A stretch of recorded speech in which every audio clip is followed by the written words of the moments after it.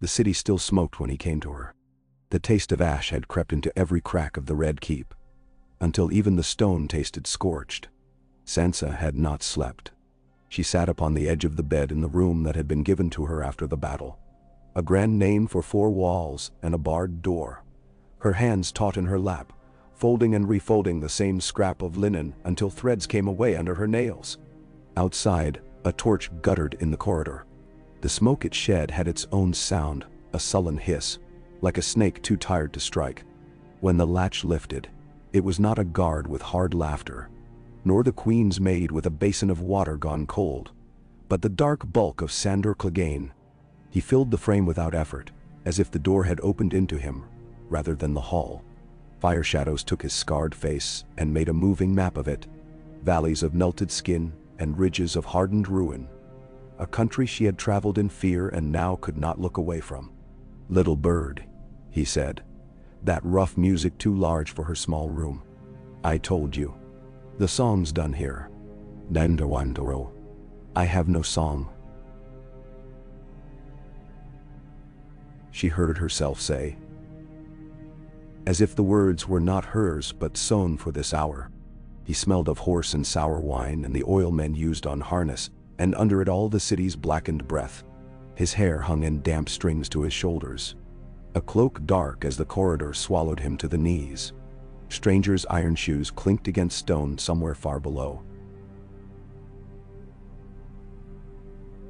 She could hear them absurdly, as if the stallions of all the 7 had lined up outside her door. "You've 1,000 songs," Sandor said. "You live in them. Not tonight." He walked past her, turned the corner of the room with a soldier's glance, quick and empty. His hand closed on the latch of the window and lifted, and the window rose as if afraid to disobey. The night poured in, salt from the bay, the sickness of slaked fire, the iron tang of old blood, and the wind dragged at the candle flame until it spat and died. The torch in the corridor drew breath to fill the lack. "You will be seen," Sansa whispered. There were voices beyond her door, murmurs. There were always murmurs in this place now, like the keep itself muttered to stop its stone from cracking. "Let them see," he said. "What they think they see is a dog off to piss in the yard." He shut the window again, drew the bar, and came back to her, stopping close enough for her to see where a new blister on his neck had wept and dried. "If you come now." Her throat worked. "Now. You will not like later better." She rose without remembering any decision to do so. Her feet were bare. He looked down and made a noise that might have been a laugh if it had not been so dry. "Boots," he said. "And something that doesn't make you a beacon from 3 streets." With 2 strides he reached her coffer and tore it open. Splintering the lid, he flung aside silk like he was emptying a trough. Blue and green and summer isles yellow, going to the floor with a sound more flimsy than she had ever known cloth to make. At last he found the plain wool mantle that had been cut for a handmaid and never worn, gray-brown as riverbank mud.d. "This." He tossed it to her and turned his back.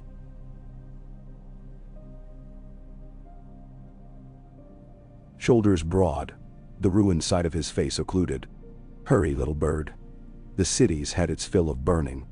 They'll stoke it again when dawn comes." Then she ran wow.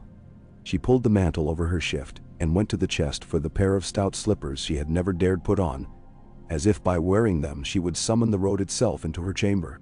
The leather was stiff from disuse. She had to force her heel until the shoe bit and then relented, shaping itself to her. Sandor did not turn. She set the second shoe. She stood. "My lady," she heard and began, but it was not him. It was a sound inside her remembered from Winterfell, the voice that had accompanied her into and through things, reminding her to be a lady even when she did not know what a lady was. She breathed. She lifted the hood and tugged it low. "How?" she asked. He moved then, and the torchlight came with him, caught and shivered along the wet stone at his shoulder.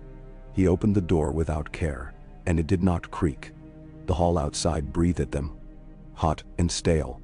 A pair of guards down the passage went on murmuring. the words indistinct, and somewhere a woman laughed too brightly at something that could not have been funny. Sandor took Sansa's wrist in fingers that could break a man's forearm, and closed only as much as a hand closing on a bird. He drew her out and shut the door with the same dull gentleness with which a man might close a child's eyes. They walked. Sandor led. He knew the turnings that avoided the royal guard, the lesser corridors where servants carried messages without being seen, the scullery stairs, the battered doors that opened on storerooms piled with things that had no use and no master. The city's memory kept under dust, and the narrow arches that gave into the disused side of the Giles Gallery where rats moved like beads on an abacus. Sometimes he went ahead and left her behind a jut of wall with a finger to his lips, and she waited while his steps soundlessly receded and returned, and each time he came back, and each time she could breathe again. And once they had to crouch, while a man in a gold cloak staggered past with his helm under his arm, humming to himself. He smelled of ale and smoke and victory, which were the same thing to such as him. In the kitchens, there were men sleeping with their mouths open, spit shining in the throttled fire, knives left lying where they had fallen from hands too tired to hold them. The scullion door scraped. Outside the night was a deeper thing, and the wind from the bay cut like a thin blade. Sandor did not hesitate. He went left, not toward the gates she had ridden through in daylight with litters and onlookers, but down a narrow wind that seemed to end in a blank wall. The city's back was to them. He took a turning so tight she would not have seen it, but for the way the wind snatched at her hood when she passed. The smell changed. Salt to rot, fish heads, dead gull, the press of stale water. A postern showed in the base of a tower, black iron in blacker stone. Sandor rapped once. A slit hissed open, 2 eyes peered out, and the slit snapped shut.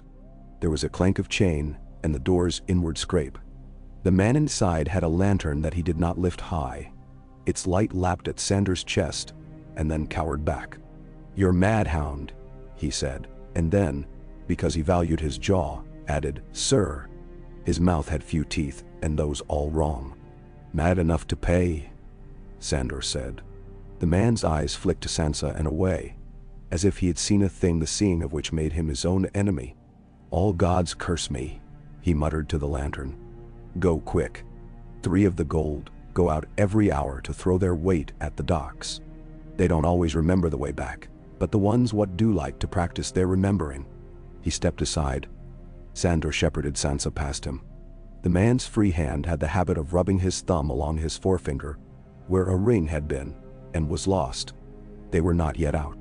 The postern led to a narrow yard, where dark stone rose on all 4 sides to make the sky a slice. A second door, lower and with no iron, opened directly on the river's lip. The tide was low and stank. The stones shone with the slither of weed. Sandor whistled under his breath, and she heard the soft scrape of a keel. A boat slid from shadow as if peeled off it. The man at the oars wore a cap pulled down to his brows and had shoulders like flour sacks.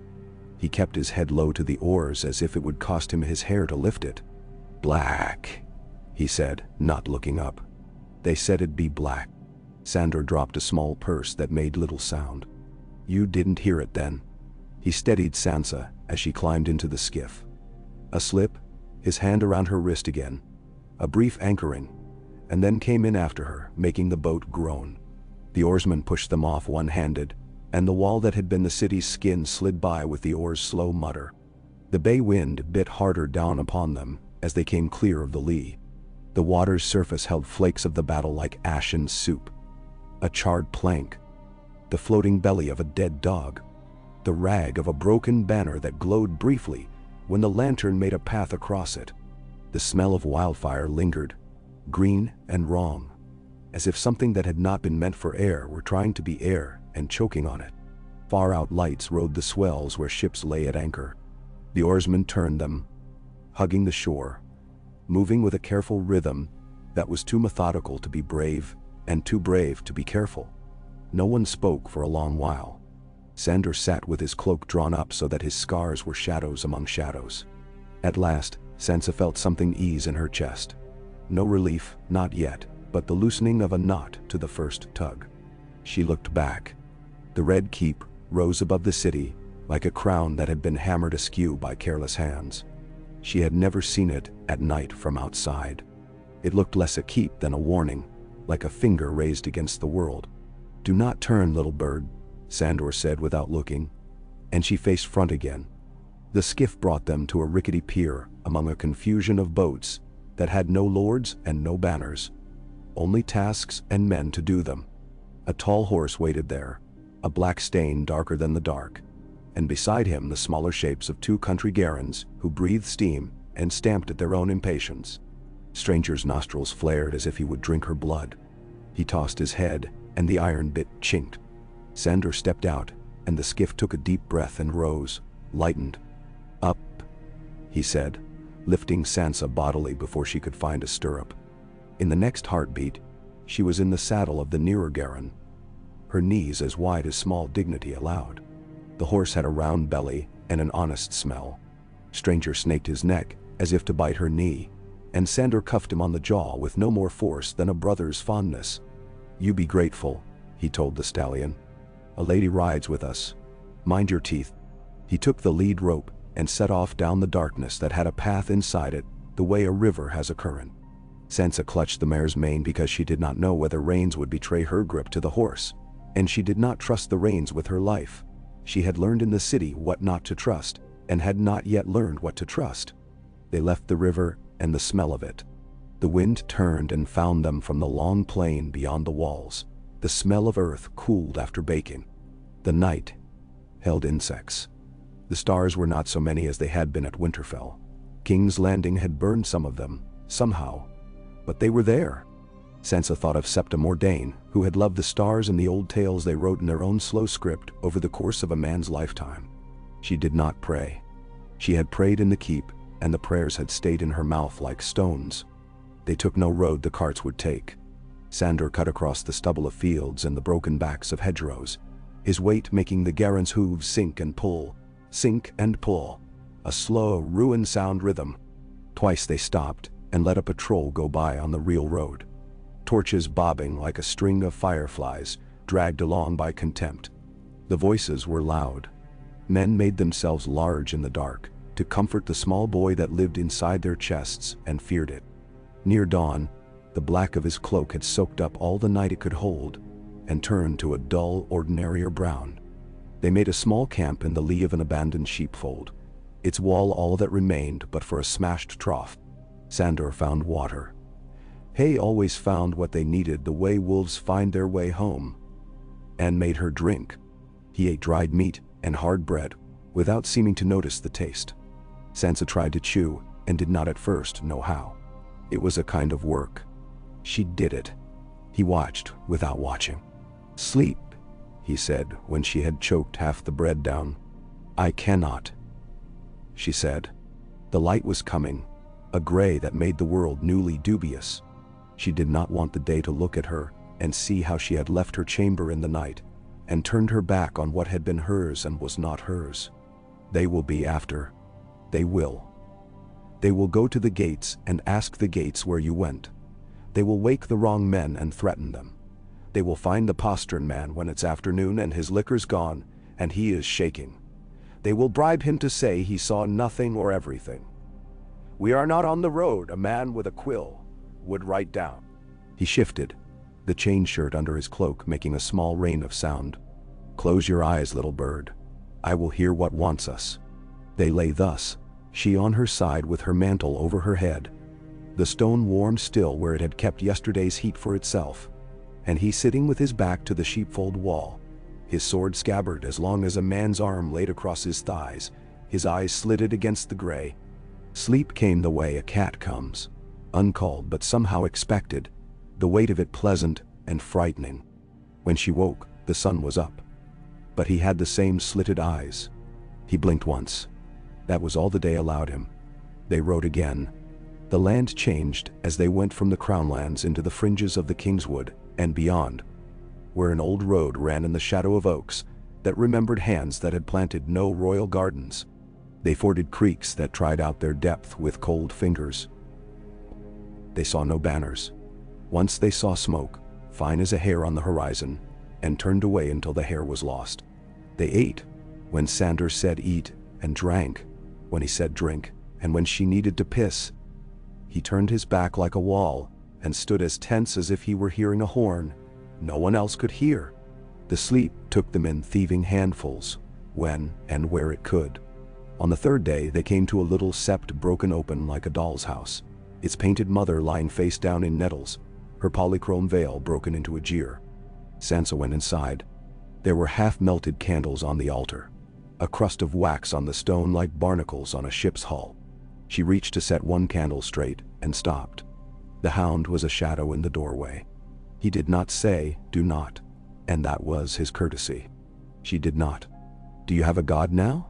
he asked, not mocking, except his voice could not help but grate even when he did not mean it. "I have always," she said. "Yes, you had." He shifted, and the boards under his weight complained. "And what have they?" "The little brothers. The ones who put the mother in nettles." He did not expect an answer. She did not have one. On the fourth day, the world smelled of rain before rain came. The sky went to slate. The clouds had the slow-bellied look her mother had once called good for wheat and bad for travelers. The first drops were fat enough to slap the leaves. Then it settled to something steadier. Sansa's mantle grew heavy and clung. Mud leapt up to fix itself along the mare's belly and would not be persuaded to depart. Sandor's hair dripped off the end of his nose in a rhythmic way that was more comic than any other part of him, and did not make him look less dangerous. They came by a burnt mill, the arms of which had sagged and then fallen long enough ago to have grown a crop of mushrooms in the joints. The smell of char was still in the beams. Sandor halted stranger without volition and stood there. He had not the look of a man who sees something in front of him. Sansa knew in that instant that he was not with her. His breath had changed.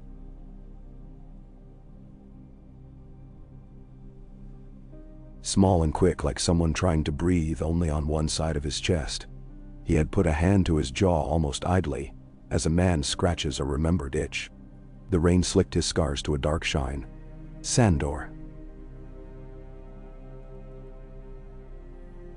she said, and the name came strange to her mouth. Unused, like a new tool. He did not turn. The rain dimmed the world the way a veil dims a face, and through it he was near and far both. "Sandor." She made her voice lower and wider than her own voice then, and it surprised her that she could. "There's no fire, only the smell of what has burned." His hand dropped. His shoulders were very large. He took in a breath through his teeth like he was testing something for pain. "Smells have teeth," he said. "Some nights they eat even the dogs." Then he kicked stranger and they went on. She sang to him that night, without being asked, without thinking it was the right thing to do, only because the words had lodged in her tongue and would neither go forward nor go back. The old song of the river, Jonquil and Florian, and the lads what wore blue and green, and danced when they ought not to. She sang quietly, because the trees made a roof close above them, and a song could be a torch.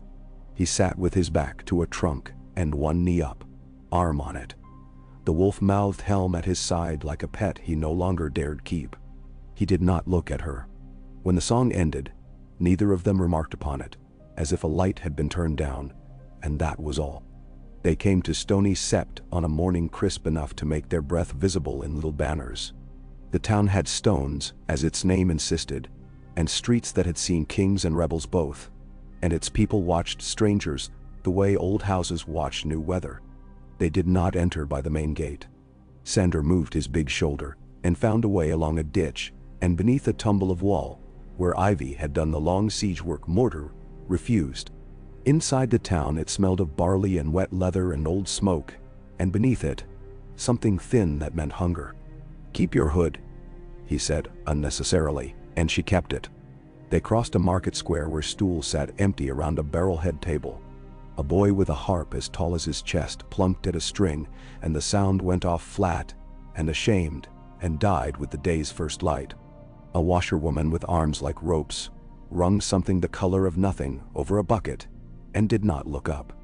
A man with a basket of eels nodded without warmth to another man whose basket held no eels, and that was courtship enough in a place like this. They stopped at an alehouse that had the name of a saint half rubbed from its signboard. Inside, the smoke had taught itself to live close to the thatch. A few men in leather jerkins drank with the same intensity with which they might have mended a net. The keeper looked at Sandor and then looked away, his eyes doing the flit of a man who does not wish to remember a face later, and so decides not to see it now. "We need bread and a room and no questions," Sandor said. The keeper produced bread and a room, and the questions he did not ask did not cost extra. Sansa ate in a corner while Sandor took his drink near the door, as if he were guarding it. She kept her face down over the bread, and in doing so caught sight of a parchment tacked to the post beside the hearth. The ink had been dragged over it by a hand that had written too many letters. It said something of reward for a girl and a deserter. And the picture was no picture, only a poor attempt at lines that made a man long-faced and a woman oval-headed. Even a poor attempt can strike true once in a while. She looked at Sandor and looked away at once, because he had not needed to see for knowing. He pushed the ale from him with a shove that slopped it, and left a stain like a dark country, and said to the keeper in a voice that belonged to someone less particular than he, "The roof leaks. I've had worse leaks than that." The keeper had no idea to whom he spoke. That was a kind of luck. They left by a back stair that had been meant for girls carrying pots, and the old men they might one day marry. Sansa's mare folded herself under her and sprang. Stranger came after with a contemptuous grace. They were out of the town and into the countryside, with no more incident than a dog that barked and would not come near Sandor's shadow. Outside Stony Sept the road forked. One branch bent toward Fair Market, one toward the fords of the Blackwater. Sandor did not take either. He cut a path between like a man stitching two torn sides of a garment, with thread only he could see. The land was war-churned here, hedges broken into gaps like missing teeth, a stand of hazel where pits had been dug and abandoned, a field of barley trampled flat and coming up again in confused green. In the afternoon, they met men. The river bend made a natural camp. A clump of willow, a hard bank where carts had worn a ramp, a place where cattle had been watered, and the ground remembered it. There were horses, and men with bows, and a banner tied up on itself like a secret. Sandor pulled his hood farther forward, as if a hood could be another face. As they drew closer, one of the men, a long fellow with hair the color of straw set alight, put a hand to his bow and notched it without raising it. He had a mouth that had been taught to jest, and had forgotten the words. "You ride a monstrous one," he called out. "We could set up a stable on his back and charge rent." "Try," Sandor said. His voice was pleasant, the kind of pleasant a river is to a man in chain. Another man, bearded, sunstruck, came forward with the gatekeeping look that belongs to no one who owns a gate. "Name yourselves." He glanced at Sansa, and his glance hardened into gentleness. "You've a lady with you." He added it as if he had tasted surprise and found it sweet. "A girl," Sandor said. "Who sings?" "She's a niece." "My sister's." He paused as if the story had slipped his mind, which it probably had, given that he had forged it just then. "Your sister," the bearded man said, not buying and not refusing to buy. "Your face wants a name." He looked again at Sandor, taking him in from the iron on his shoulders to the great black horse that stood as if everything around him were worth no more interest than a fly's life. "And that horse wants a stable more than a rent." "Stranger," Sandor said as if that were answer enough. "We seek passage up the Trident Road. We will use what roads are left." "Then?" "Oh, you'll not be using the Trident Road for a while," the straw-haired archer said, with real humor now. "It's got choked with nobles and goat droppings. The goat droppings come second." "Whose men are you?" Sansa asked suddenly, and the men's heads turned toward her as if a door they had not known was there had swung open, and they saw light from beyond it. The bearded man's gaze sharpened. "No one's and everyone's. The realms. The small folks. The dead who would like someone to mind their grain while they are gone." He had the look of a man who had once called a name at a tourney fence, and now could hear the ridiculousness of his own cry. "Thoros," he said, moving his chin toward the trees. "Come look." A red-robed man came out from under the willows, his hair tangled and his beard a chestnut that had seen a comb last at River Run. and he smiled as if he had been born to smile and had had to learn how to stop. "Friends," he said, and meant it. Or meant to make it true by saying it. His eyes took in Sandor, and a muscle flickered in his cheek. And then he looked at Sansa, and the smile changed, gained a respect that was almost embarrassment. "My lady." She bowed her head in the smallest motion the hood allowed. "We are far from any place I might be a lady," she said, hearing the Winterfell cadence in her mouth, and wondering whether he heard it too. "Place doesn't make it," he said. "The road sees what the road sees. What I see is a hound with a maid that looks like she wishes to be anywhere but beside a hound. Tell me I'm wrong, and I'll drink to my lack of wit." "Ow." Sandor made a sound. "Your god lets you drink? My god hates a liar worse than a drunk." Thoros' eyes were still on Sansa. He had the look of a man whose trade is lighting fires in men's hearts, and who has occasionally managed to set his own sleeve alight in the process. "We hurt Lannister when we can, feed the hungry when we cannot hurt Lannister, and when we can do neither, we do not get in the way of those who try. Will you tell me where you go, or shall I guess?" "Yes," Sandor said. "To River Run," Thoros said instantly. And some of the men laughed, not unkindly. "We have eyes and ears. Songs are faster than ravens and stupider. They say the Wolf King's mother sits in her father's hall and counts her sons to be sure of how many there are still. They say the Freys lock their bread in cupboards against their kin. They say the Blackfish drills the men until they hate him and would die sooner than admit they do. River Run draws the loyal like a wound draws flies. You head there." He paused. "There is a price on the hound. You would fetch it?" Sandor asked, mild as a man inquiring about rain. "Not today." Thoros considered the caution in his own voice, and did not seem to like it. "Not with this song in your company." He looked to Sansa again. "If you name yourself my lady, we would go from men with guesses to men with purposes, which is usually a mistake, but sometimes the only thing worth doing." She looked at Sandor. He did not nod. He did not shake his head. He was a weight beside her. Somewhere in her the Septa's voice said that a lady is safe in naming herself. A safer voice in her belly said that names were keys in other men's hands. "My name is Elaine," she said, and felt the lie pass through her mouth with the ease of a well-oiled ring drawn over a finger. She did not know why she had picked that name, or whether she had picked it at all. "We mean to cross the Trident." Thoros' eyes warmed. "Elaine," he said as if tasting the syllables. "Well, Elaine, we've a little bridge. Broken, but sometimes the broken hold better than the whole, because they try harder." He gestured with his cup, which he had produced like a conjurer. "He ate with us. A bite. Bread's bread, and Reynard's killed a rabbit, which makes him a hero in times like this." He smiled at Straw Hair, who took a flourishing bow that mocked nothing, and didn't mind if it did. They ate under the willows, men and a lady who was not a lady and a knight, who would not be called knight. Sandor kept his helm close. He did not sit with his back to the water or the land, but at a neat angle that let him see both, because the world had taught him the only prayers that worked were the ones you answered yourself. Sansa ate rabbit stew from a wooden bowl, and thought it the best stew she had ever had, which only meant that hunger had taught her about truth. "Do you sing?" Thoros asked, not unkindly. Only as a man asks whether a pot holds water. "She does," Sandor said before Sansa could find the shape of any reply. He sounded proud, which frightened her more than his contempt ever had. "She sings of knights who do not piss, and lords who remember to love their wives. A rare breed." Thoros tilted back his cup and examined its emptiness with tragic interest.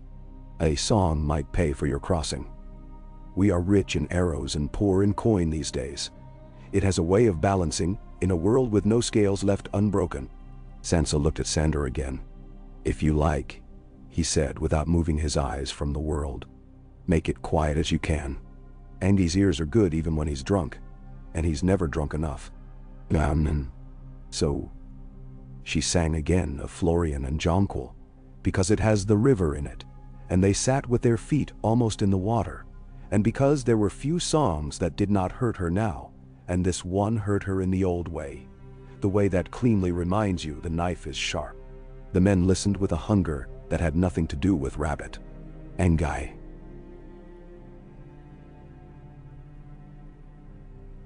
Engi, she had the archer's name now. Smiled in a way that had boy in it. As if the song had reached into thickets, he kept for his own, and teased out something laughing. When she ended, they did not clap, because clapping was for feasts and halls and places with candles. They nodded, a little ripple of honest acknowledgement, and Thoros said, "The river thanks you for remembering its voice." He rose, and some of the men rose with him, not because he was a lord but because it made the world simpler to choose to move at the same time. "We'll see you over the ford farther west. Lannister has men at the broad crossing, but they like to stand on stones that others have set. We prefer stones we find ourselves." Gan. The crossing took the rest of the day, though it was no more than a river up to Stranger's belly and past Sansa's mare's knees. The current tugged like a child. The cold told the truth to her bones. Sandor rode beside her and shortened her lead.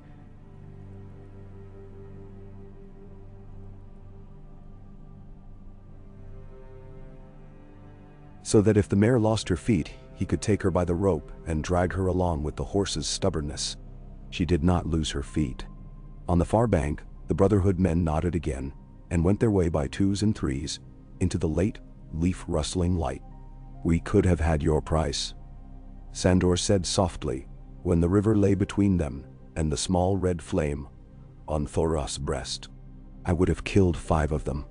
Angi would have feathered me. I would have killed him before I fell. The rest, the river might have had for itself." "You did not," Sansa said. Her teeth chattered from the cold and the shock of the water leaving them. "You did not, and I sang to pay the toll. That is all." She was shaking too much to be steady in her mind, and perhaps that was good, because steadiness had broken her heart before, and might again. He gave a grunt that could have been approval. "A song's worth a ford, then." The land west of the crossing lifted and buckled gently like a great slow beast rolling in sleep. Here they saw men who wore no livery but war. Men with rags tied around their arms to mean that what they did in someone's name, and hoped that someone could be told. They passed a field, where a man stood alone beside 3 wooden crosses, and cried without sound. Sandor did not slow for him. He did not speed, either. He moved as if the world were a passage he had sworn to finish without running and without stopping. Toward evening of the next day they came upon a ruined farmhouse with a half-roof that had found a way to keep off the weather even broken. They made a small fire with wood Sandor picked from the edges of the world as if the world had arranged itself in piles for him. The smoke rose straight, then bent, then found its way again. Sansa slept and woke to find him where he always was. A piece of wall that moved when movement was called for. "Why?" she asked then, and had not known she would. The word was hardly a thing in the air. Why what? Why me? It was a foolish question, and the foolishness of it hurt as much as anything. You could have left alone. You did not. Why? He scratched the stubble under his jaw with a sound like sand on stone. "I'm done with kings," he said. "I thought I was done with knights long before. I've no use for thieves in red silk or fat lords in their tents, and I'm too ugly for any Sept to bother saving. What I have," he added in a surprised tone, as if he had just now counted, "is a horse and a sword, and a thing I do not like to hear cry." She had not known she was crying. She wiped her face angrily with the back of her wrist, childlike. "I do not cry." "No," he said. "Not for them. Not the way they want you to." "Good." He picked up a coal with a stick and moved it, coaxing a little more from the fire. "River Run," she said. The name was a shape her mouth wanted. "It is real to you." "More real than here is," he said. "More real than what we left. A hard place full of hard men who would rather be better than they are. Might be they have need of a girl who sings. Might be they have need of a dog."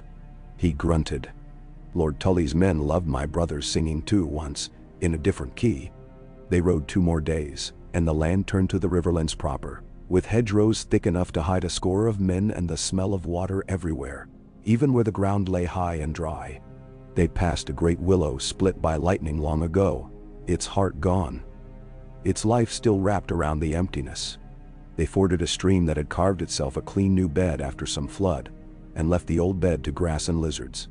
Sansa's mare stepped sure-footed through stones that had been a wall for water, and were now a lesson for hooves. She began to think like a traveler of when to stop, and where to stop, and how the sun spoke without words about roads and days.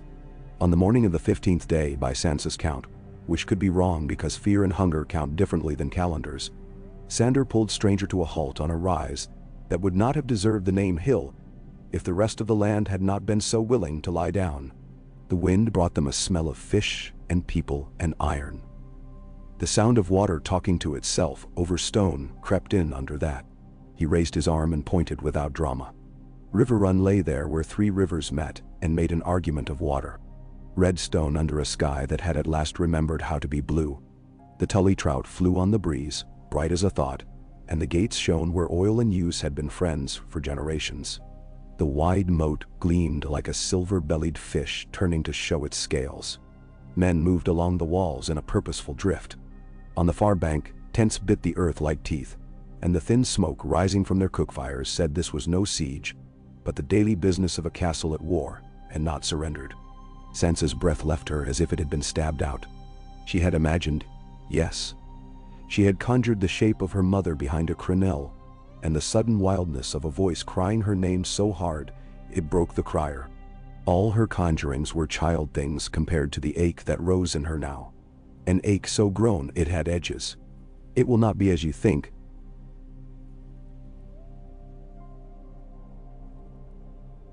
Sandor said mildly, which was kindness insofar as he had any to spend. It will be something else. Often something else is better for the living. She nodded because she could not do anything else. They went down off the rise at a steady pace, the horses choosing the path as much as the men. There were fields here that had been scythed, neat in their ruin, and others that had been cut by war and came back ragged and stubborn. Men looked up from what they were doing to look at them, and looked away again, and that too was the sign of a place that belonged to itself. The castle's outworks had been extended with earth and timber, not raw palisade but a deliberate set of lines and angles that said someone had drawn them on a board before pounding them into ground. Sandor raised a hand before any called challenge, the palm open, a duke's greeting stripped of its titles. "River Run," he said to the air, as if telling a dog to sit. "We would speak to those with ears." He added after a moment, "I have no wish to kill any of you unless you make me, and even then I will resent it." The men on the outer line smiled because there are statements the smell of which is welcome, even when the words are not. One of them, a man old enough for gray to be beginning in his beard despite the youth of his eyes, moved to the fore. "Name yourselves," he called. "Said I would prefer not to," Sandor said, with the patience of a man explaining to a mule why it must turn. "I have a girl with me. She is kin to kin here. Many have kin to kin," the man said. But he came closer. His hauberk had been mended by a loving hand. The pattern of the ringwork shifted where new iron had been stitched to old. "Your horse would eat mine," he added, conversational, as a man inquires about a neighbor's oxen at the edge of a field, which is impolite. "Stranger eats what refuses him," Sandor replied, equal conversational. "The girl." The old young man looked at Sansa. Sansa pushed her hood back with fingers that had to be told to obey. The light took her hair, darker with travel, but still copper where any sun found it, and told the world what she had been born to. The man's eyes widened and then narrowed. "7, he said under his breath, and then louder, "Who are you to be?" Sansa's mouth was dry. "I am Sansa Stark," she said, and though her voice shook, it held. "Daughter to Catelyn of House Tully. I beg entry and my mother's arms." For a heartbeat nothing moved. Then it all happened at once. The way the man turned on his heel and ran in the way only men trained to stay may run when released. The murmur that went along the wall like wind through barley, without words at first and then with the arrow's slight lift in all the bowmen's hands that said they would not be needed, and still might be wanted. Sandor sat his saddle and did not smile. Sansa kept very still because everything in her wanted to run forward, and she could not run through a moat and a gate with her feet, and because stillness was the only thing that kept her from breaking into pieces. They waited less time than the waiting felt. The inner gate lifted. Out came 3 men and a woman. The woman was her mother. Sansa did not think. She would later try to remember whether she had moved, or the world had closed the distance like a lover's hands. She slid from the mare and stumbled and ran. And then her mother was there with her arms, the same arms as before, and different, thinner, heavier. Arms that had learned what it is to hold sorrow, and were glad to hold something other. Catelyn's hair was bound with a strip of blue that had once been one thing and was now another. And her eyes were not the eyes Sansa remembered. They were older, yes, but also rawer, as if all the salt had been washed from them and left them more clear. "My sweet girl," her mother said, and the voice made Sansa cry in a way that did not shame. "My girl. Sansa. Sansa." She said the name as if it were a prayer she had not dared say aloud for fear it would break. "How?" she managed at last, pulling back half a finger's width to see Sansa's face and touch her cheekbones, as if checking her for mischief, like when she had been little. Sansa shook her head. She could not tell it yet, not here, not with the world looking. "Heh," she said, and turned. And there was the hound. Catelyn looked at him then. Straight and without ornament, as a woman looks at a man who has returned to her something there is no coin for. 100 names changed in the air around them as men's understandings moved to make room for this unexpected thing. The blackfish stood beside her. The sharp-nosed look, the sardonic line of the mouth. Hand on his sword hilt, not in threat, but as if he had to remind his sword that it had no part in this. Edmure came up a moment later, breathless with the kind of pride that has run ahead, and is only now catching up with the moment itself. "The hound," Brynden Tully said. His eyes were the river in winter, cold and fast, and amused to see whether men could keep their footing. "And our Sansa Stark upon a mare of no great pretensions. I have had stranger mornings. Not many." He nodded to Sandor in that way he had of making a nod both courtesy and test. "Clegane. Blackfish," Sandor said, inclining his head, just enough to keep the wind from taking his hair. "I brought you what's yours. I'll trouble your bread and salt, if you've any left worth the name." His eyes did not flick to the archers on the wall, nor to the men who had begun to cluster, nor to the small smile at the edge of Edmure's mouth that meant he had already begun to take pride for this thing in the space that had not yet been emptied by any other achievement. "You have it," Brynden said. "And your horse will be stabled where he cannot eat my nephew's destriers. Edmure," he added in the tone of a man who can afford to direct his lord when it suits reason, "send word to the king in the field. His sister has come home." Edmure nodded, the smile growing as if someone had fed it. "Aye. He looked at Sansa with an unfeigned warmth that pushed the boy back in him 2 years, and pulled the lord forward 1. "Niece," he said, and when he tried to find a thing to say that fit with all the others he needed to say in his life, he failed and settled for, "By the 7, you were a little girl when—" He stopped. "Come in. Each eye upon you is a weight." They walked through the outer gate, into the yard beyond. And the yard smelled like what yards smell like, horse and oil and men, and underneath that, the clean wet smell of stone that has been sluiced. Sansa went between her mother and her uncles red and blue, and below them all. Men murmured and then shook their heads, and then murmured differently. Above, the banners snapped as if daring the wind to do something interesting. A boy dropped the pike he had been pretending not to lean on and scrambled to pick it up. The cook peered out the kitchen door and vanished again, then peered again, as cooks do, unwilling to neglect a pot and unwilling to miss a story. Sandor led Stranger by the lead rope because he did not trust any man living to ride him unasked. And a groom made the mistake of skiing softly at the horse's condition and received a flat look from both horse and man that taught him a lesson nothing else would have. Brynden jerked his chin at the east range. "There," he said to Sandor. "A stall without neighbors. He will have to talk to himself. He always does, Sandor said. Catelyn drew Sansa into the keep like a mother draws water to wash a child. In a small chamber with rushes that had been recently changed, and a window that looked on the moat's glitter, Catelyn took Sansa's face and kissed both cheeks, and then her forehead. They stood like that until Sansa laughed. A thin thing that cut, but in cutting released something. "Mother," she said. "Mother, Dot. It was so long." "Then so. It is still long," Catelyn said. And the truth of it did not mar the comfort. "Your sisters." She stopped. "We will say what must be said where no echo will carry it. But you are here." "I am," Sansa said. She let her mother seat her on a carved bench that had been carved by a man who liked leaf shapes more than men, and had wanted to keep some leaves alive in stone. The small fire in the grate made a businesslike noise. A maid came like a shadow and placed bread and cold trout and cider, and vanished again. Sansa ate and drank, her mother watching like a captain watching a ship take on cargo.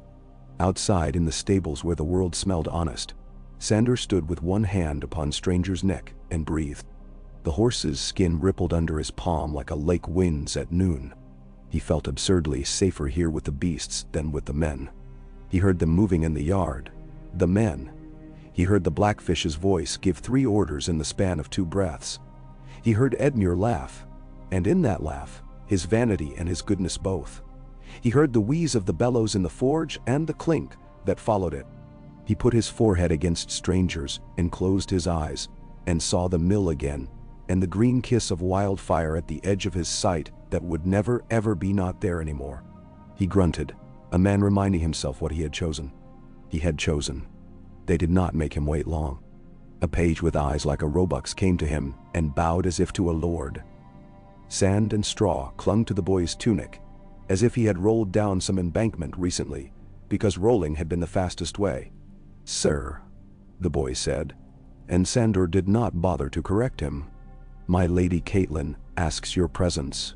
The boy's gaze wanted to slide off Sandor's face and scuttle like a crab into a crack. He held it firm with an effort. Sandor gave Stranger one last long stroke, then left the stall with the sense that he was leaving his most honest ally behind. He followed the boy through the keep, where the stones had been worn by forebears to his step, up a stair where the new rushes whispered, into a solar where light pooled upon a table littered but not messy. Catelyn stood at the window. Sansa sat, her hands around a cup for its warmth, not its contents. Brynden leaned against a post, as if it had been set there for the purpose of catching him. "My lady," Sandor said. "Sandor Clegane," Catelyn answered. And the name had thank you wrapped in it, and something else besides. "You have done something that cannot be priced." "Everything has a price," he said reflexively. "Not this," she said. "A mother's arms do not keep accounts. If I were a keeper of accounts, I would think of the Kingslayer and the coin that has been paid for his freedom. Of the bread we must swallow with freeze salt in it. Of my son's men who will ask me why one thing was done and not another. But I am a mother. So first I say only this, thank you." She bowed her head. Not the little nod lords give to transactions concluded, but a bow, the silver at her temples catching the light. He felt the awkwardness of a man who cannot put his hands anywhere that does not seem like a mistake. Brynden relieved him. "You'll pardon me for assuming your price is bed and board and peace from being hunted for a day or 3, he said dryly. "You'll have those. After, we will see. You may stay as long as you can endure the sound of my niece learning the truth of war from those who think they know it." Sansa looked up at that, quick as a bird. "I know some truths," she said, with a gravity that made her older and younger at once. "I know what songs do not say." "No song ever did a barn's worth of work," Brynden said, not unkindly. "But sometimes they make men lift the beam an inch higher than they would. We will have both songs and beams here if we can afford them." Sandor said nothing. He had never known to do much with words that took 2 hands to lift. Catelyn's eyes did not leave him. "I would make you the guardian of my daughter while she is under my roof," she said, and the surprise of it made his breath hitch like a horse at a new scent. "Not as a sir, as what you are. A man who fears the right things." She smiled in a way that had iron in it. And perhaps also a man who hates some of the right things. I know your history. I have not lived so long to believe men are all the tales others tell of them. This is not a court with tapestries and music. It is my father's house in war, and my daughter will not have another father's house to come to." She did not look away as she said the last, though he saw the flicker in her throat where she swallowed it. He nodded.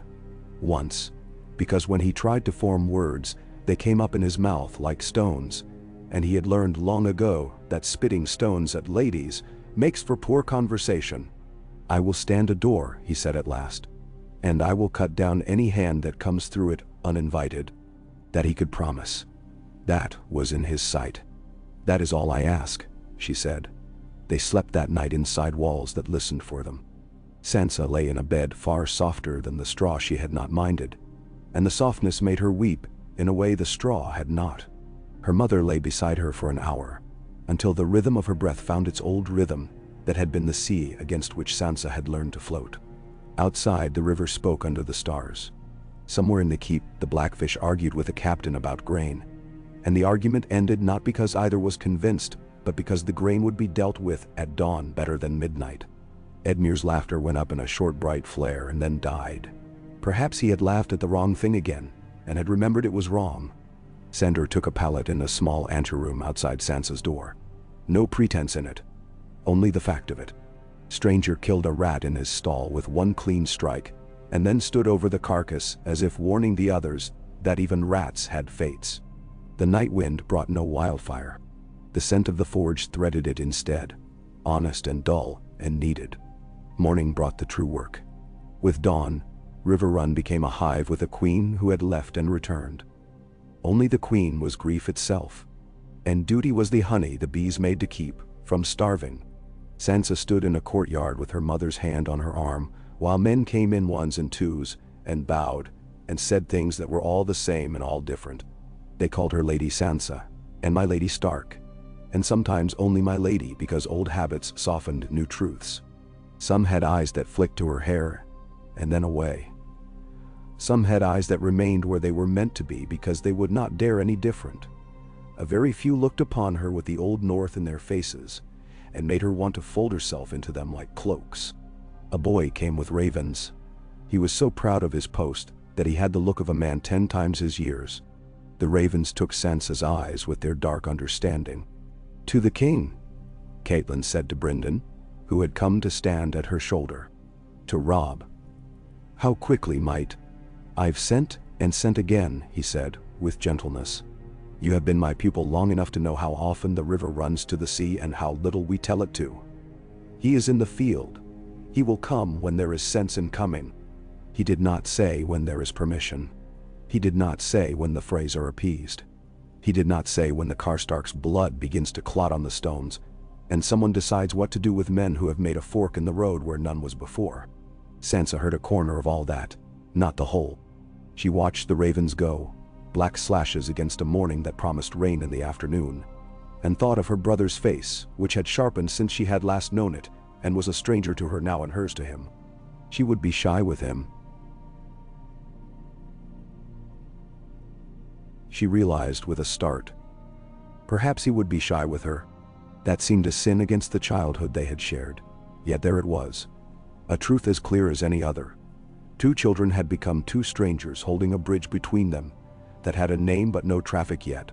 Later, when the greetings ended and the standing made her knees tremble so that she wanted to be furious with herself for having knees at all, she went to the Godswood with her mother. River Run's Godswood had no weirwood.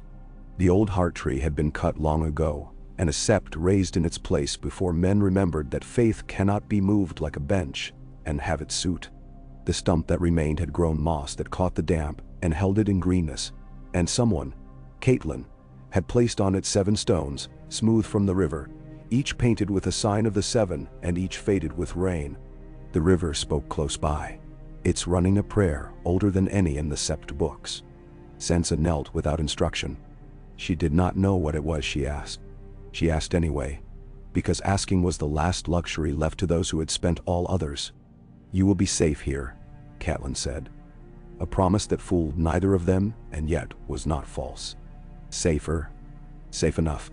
I will not lie to you," she added, and the bitterness in the words was the flavor of truth. "There are knives all around us. Some belong to men who call themselves our friends. Some belong to men who have been our kin.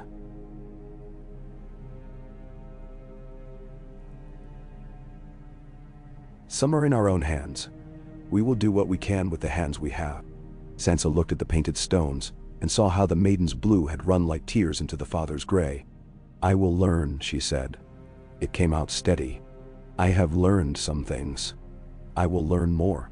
She thought of Sandor outside her door, of the way his sleep sounded like a man who distrusts even his own breathing, and felt a peculiar comfort, like knowing where the knife hung on a wall in a dark room. On the following day, Brynden called for the captains, and for a quiet talk with the few whose words moved the greater number. He did not summon Sandor, yet Sandor heard, because hearing is part of standing a door. Men spoke of fords and scouts, and the smell of Frey, which the Blackfish said he could scent 3 miles off on a still day. Edmure made one proposal too proud by half, and one so sensible it surprised even him.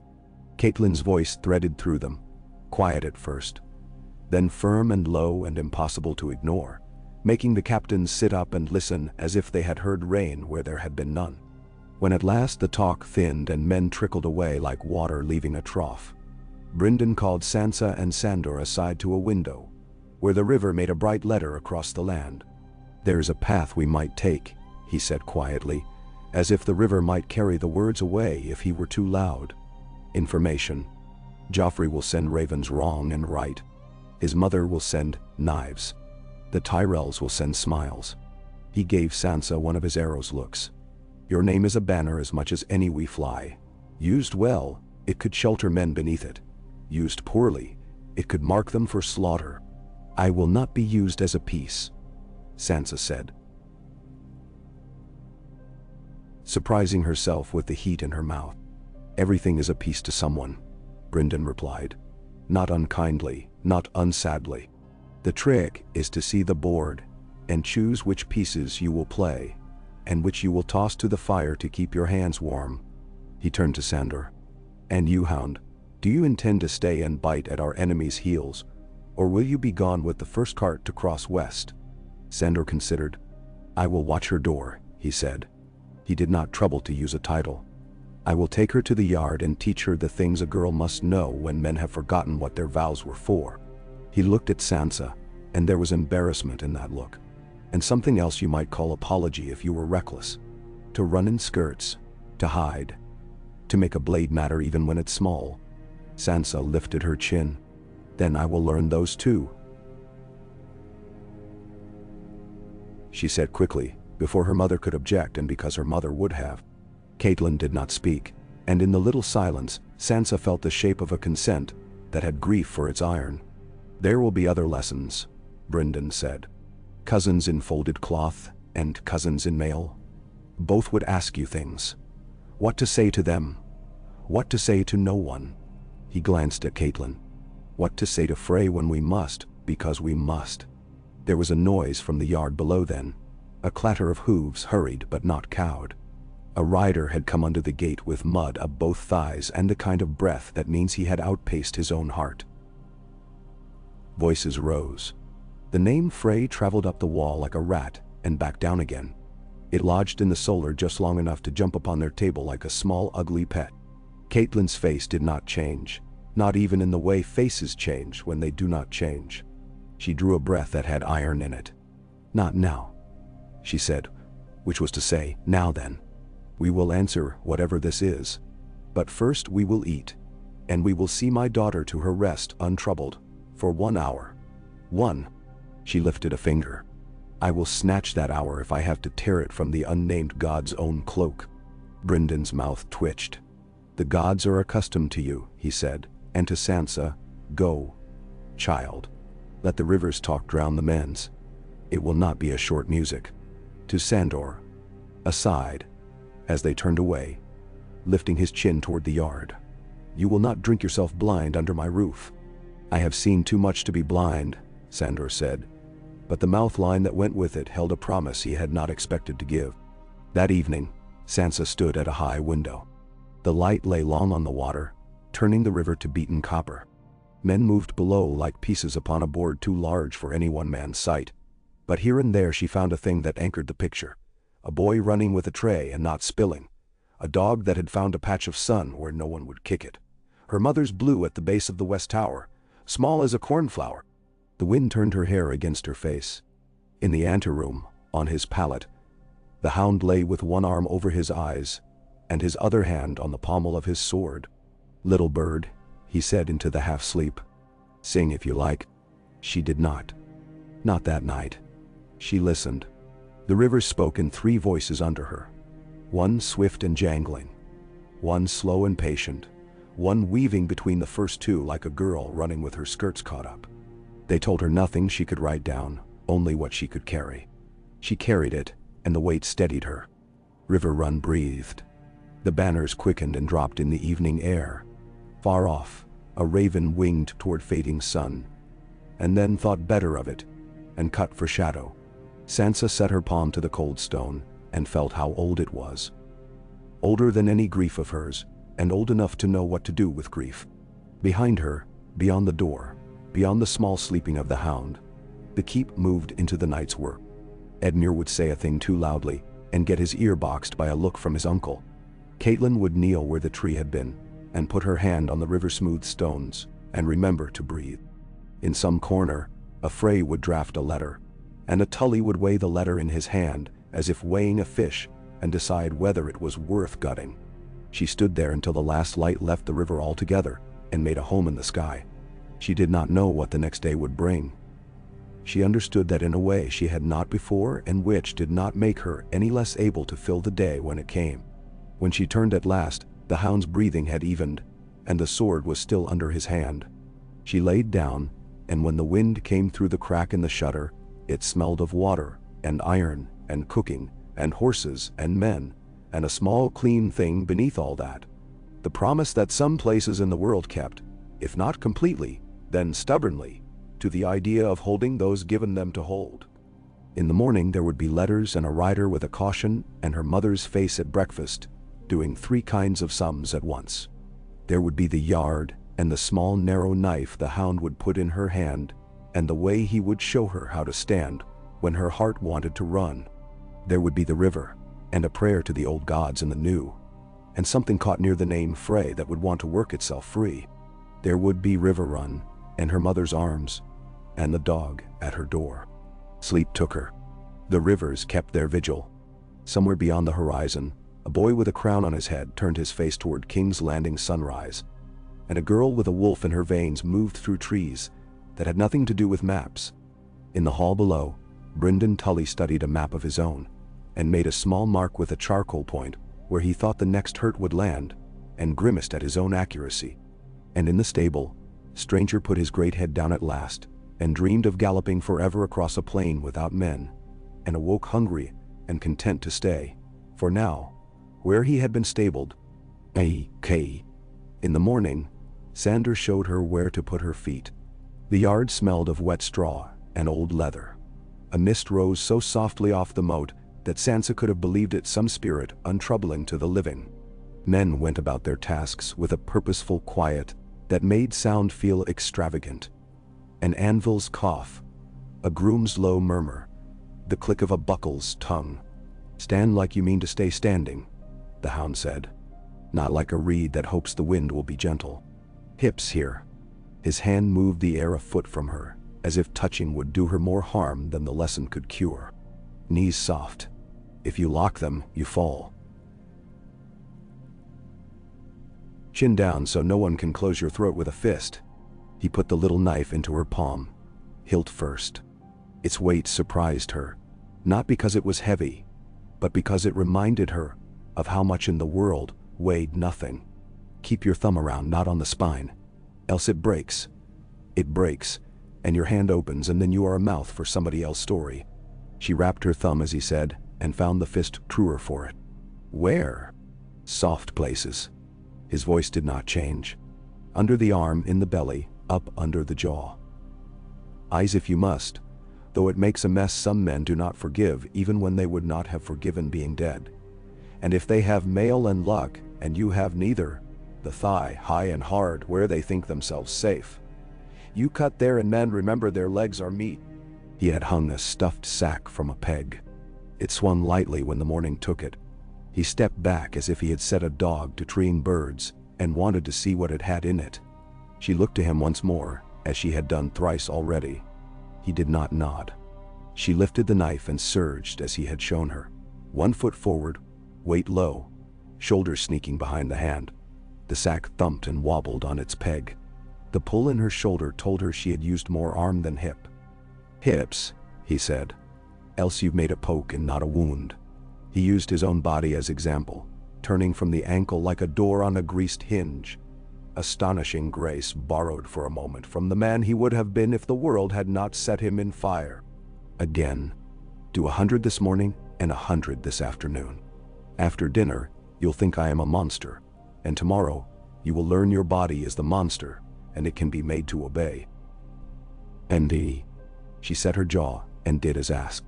The first 10 had her breath unsteady. The next 30 stole her from herself. By 50 she had found a rhythm that lived below thought. By 100 her hand trembled, and her shoulders sang with a tight, hurt melody that made her proud of the singing. Sandor said nothing. He watched for the small wrongness that multiplies itself and punished it with a word. 2 boys on the far side of the yard took it in with solemn faces, their own sticks whirling as they copied a movement they did not understand yet wanted. When she stopped at his lifted hand, she found she could not keep from smiling and did not try. He looked at the smile, which was not the sort of thing that usually came his way, and looked away again, as if the sun had glanced off iron into his eyes. Now run, he said, turning practical cruelty into mercy. Not to be fast. To learn how to go without showing your feet. No tripping on your own skirts. Up the steps and down with your eyes on where you'll be. Not where you are. There's no time to look at your shoes when men are dying around you. 9? She ran. The steps along the inner wall had been made for a Tully's stride, which was longer than hers. She learned to place the ball of her foot on the edge and drive up from the knee. Her hood slid, and she let it, and the wind took the hair at her temples, and she did not reach for it, because reaching would have made a tangle she could not spare attention to. Down again, breath in her throat, the stones coming up to meet her, and remembering at the last moment to be stone, and not a trap. Men made way without remark. On her second circuit she nearly barreled into the blackfish. He stepped aside with a neatness that mocked nothing. Good, Brynden said simply as she went by, and the word struck sparks in a place no song reached. After, with a cup of watered small beer in her hands and her shoulder alive with a heat that would be pain by noon, she stood with her mother on the gallery that overlooked the yard. Catelyn's face had the look it wore when she added in her head. Grain and men and miles, all fractions that refused to be coaxed into holes. Yet when she turned to Sansa, there was softness around the eyes that no calculation could consume. He teaches you to keep your feet, Catelyn said, and there was no censure in it. You may need those more than prayers. I have both, Sansa said cautiously. You do, and I will not labor to make you throw either away. Catelyn took the cup from her and drank. Her mouth quirked when she found how thin it was. The phrase will labor, however. They labor at all the wrong things with admirable endurance. She looked down into the yard again, where Sandor had his hand upon the stuffed sack, as if pinning a map. I will tell you a thing, and we will decide where to keep it. She waited until Sansa nodded, because Catelyn believed words entered a person better when permission was given. Jaime Lannister is loosed. Sansa had known it in the shape of the air around her mother, the way a body knows a storm before it breaks. The word of it still struck. The yard below went blurred, then sharpened, as if water had moved over it, and then run off. You, me, Catelyn said, and her voice was very tired at the edges, like a cloak mended one time too many with the wrong thread. I weighed a daughter against a war, and forgot that wars weigh their own daughters. His vows were smoke to him. Yet I made him swear and sent him with a woman who believed oaths still mean what they used to. I have not slept so well since. The faintest smile at her own bitterness.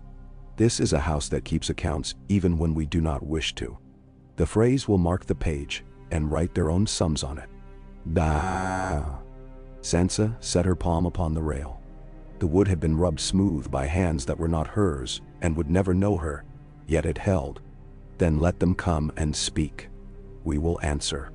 We will, Catelyn said, and there was approval in it, and caution too. We will answer with more than a girl's courage, though I am greedy for that. God forgive me. We will answer with a plan. Lothar may come. He looks like a man you can pity. He is not. Black Walder may come. He looks like a man you should hate. He is easier to understand. Her mouth tightened. They will think to trade us shame at their table for peace at ours. Mother, Sansa said softly, I am here. They cannot give me. I am not theirs. Saying it steadied her in places that had been hollow. No, Catelyn said. You are not anyone's to give. But men have made a habit of giving what was never theirs, and it has made them bold. She kissed Sansa's brow as if to seal the words, and turned to the work ahead. Go, eat. And then, sleep an hour. Sandor will make you run again when you wake, and it is better to go to a man like that with bread in your belly. Bedin? By midday, a horn sounded at the outer earthworks, not a cry of alarm, only the raw note of company arriving at a gate not their own. Sansa stood in the shade of a pillar and watched with everyone else who could find pretext to watch. 2 riders came first under a flag of truce, a square of white that the river wind worried between their hands. Behind them, a small train of men-at-arms, 20 at most, rode in good order that smelled of rehearsed humility. The leader had a narrow chest and a face that had learned the trick of sympathy long ago and used it like a tool. He carried his head a little to one side. The angle made his smile seem always on the verge of apology. Lame Lothar, said a man behind Sansa, not gently and not loudly. It was a name, said the way men say thorn, with an understanding of pain and the way it seeks a thumb. The second rider was younger. Hard of mouth, hard of eye, hard of riding. Hard in the way of a man who liked hardness, the way another man might like fruit in season. He looked at Riverrun's gate as if he had a private joke to share with the portcullis. They bring a loaf, Brynden observed dryly as he came to stand with Catelyn upon the inner platform. We will see whether they mean to feed us or choke us with it. They will be received, Catelyn said. And the steadiness of her followed the words into the yard where men moved to their stations. The parley took place in the outer hall where a draught could carry away the worst of any false courtesy. The stone there was worn by the boots of lesser lords, and the banners hung farther apart. Sansa stayed to the shadow of a column. Sandor stood behind her shoulder, not so close as to be felt, close enough to be known. When Lothar saw Catelyn, he bowed with the gravity of a man who would have deepened it for a queen, and the shallowness of a man who bent for no one inside himself. Black Walder did not bow so low. Lady Catelyn, Lothar said, all honey and winter, both together. Sweet, it is to find you well. Lord Walder fears for his kin by marriage, more than for his own toes these days. Such is his generous nature. Ben? Lord Walder's nature is known, Catelyn answered. And if there was iron in her tone, there was also the river's grace. Riverrun offers bread and salt. She signaled, and a trencher with the good white loaves was set upon the trestle, with a pinch of salt in a dish to the side. Lothar's eyes flicked to the bread, and took the measurement of the offering. He broke the loaf, touched the salt, and ate, and made Black Walder do the same learning of ancient courtesies the young man would have happily forgotten. Sandor lowered his head half an inch, as if checking a number done right. Lord Walder begs that I say this quickly, Lothar went on, wiping his fingers as if the bread had smeared him. He grows weary. He has so many children and grandchildren and other things that require counting. Time, in short. He smiled apologetically at his own dryness. The king in the north has spurned a promise made to my lord. This is coal for some men and ice for others. To my lord it is a tally to be reckoned. He would yet be reconciled. He is a man of families and favors, of oaths and their repair. His thought, a delicate lift of the hand, as if balancing a bit of sugar upon the air, is that your brother Lord Edmure might wed one of his granddaughters, Rosalind, a sweet girl who sings like the river under ice, and whose temper is better than most of her kin because she has spent so much of it being quiet." The smile sharpened the smallest bit. "A marriage mends, dot. It sews up the torn cloth better than new because the thread knows where the rent lies. Let there be a wedding at the twins, and let us count ourselves kin who had a quarrel without meaning it."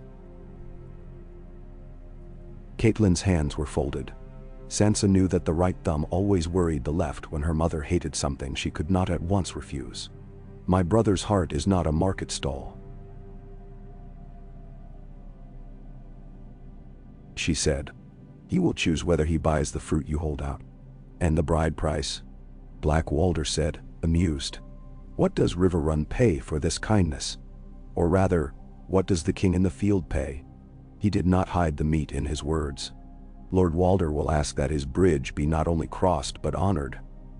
Men who promised and went elsewhere must come back to break bread." "And what else?"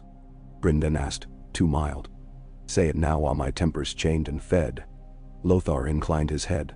"Small things best left to the letters that go between men who like to write them. Your nephew's presence at the wedding. The making of public amends for slight. A feasting that tells all the realm what we are to one another. Ceremony to make the truth of the paper, the truth of the people." He lifted his eyes to Catelyn's and let them rest there. "Our Lord understands grief. His house endures because it knows when to bend and when to own being bent. He asks the same wisdom in those who would be his kin after all." "They ask for Robb," Sansa whispered, and felt Sandor's attention move to her without his head turning. "They would call him to their table," Catelyn said in a tone that was a private thing between the four of them and the stones. "We will answer with paper. And with time." She set her hand on the trestle and leaned forward as far as grace allowed. "Tell Lord Walder that the Tullys honor crossings kept and remember those that were not. Tell him we will consider his Rosalind." The faintest glance towards Brynden as she said it, which was to say, "Bear with me?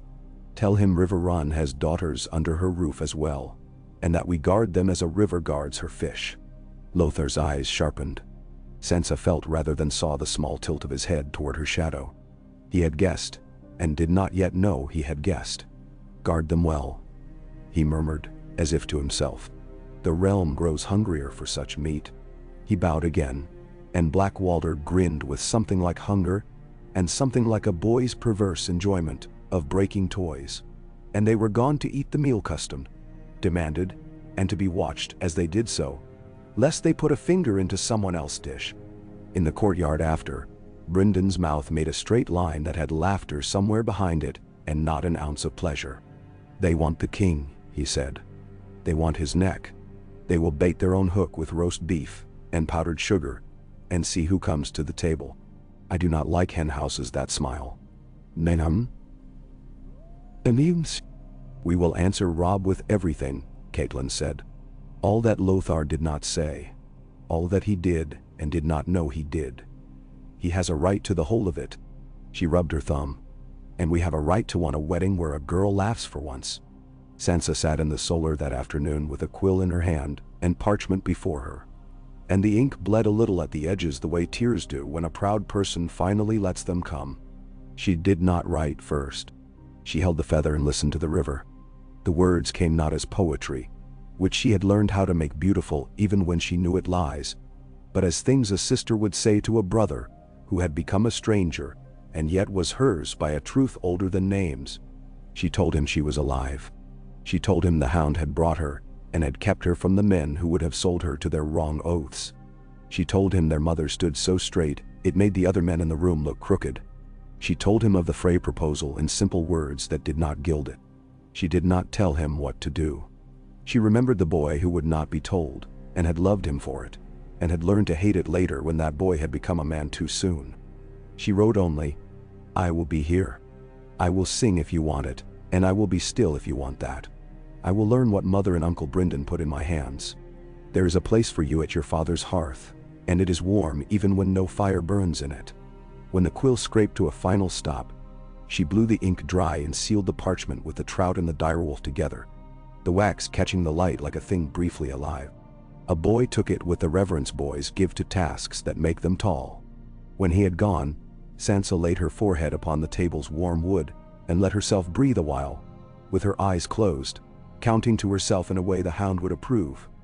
A count that kept breath from galloping away. That evening brought a new face to her, one she had not expected, though she should have.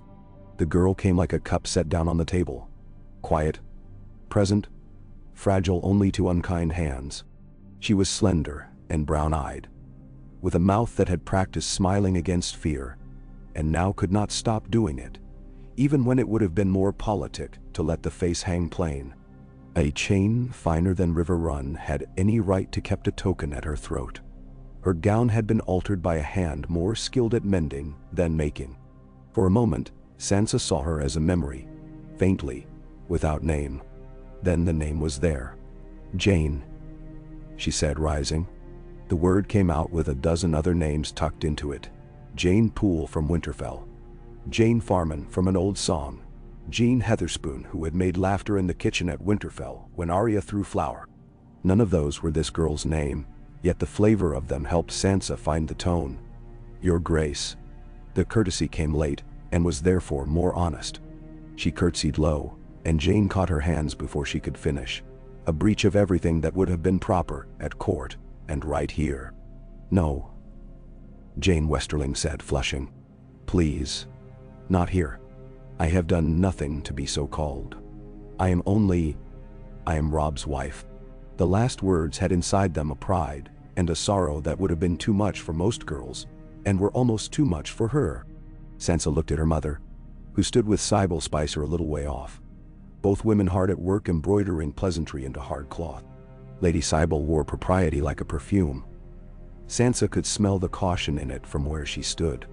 Catelyn's face bore the dignity of a woman who had learned to love what hurt her if it would keep her children alive. Sansa turned back to Jane and made her smile a real one. You are kind to come, she said. I had wished to meet you, and feared I would be rude when I did. I will try not to be. I am no one you should fear, Jane answered quickly, and then, because honesty is a habit that breaks into words as easily as a sob, I feared you. I feared you would be beautiful and tall and terrible, the way people say queens are.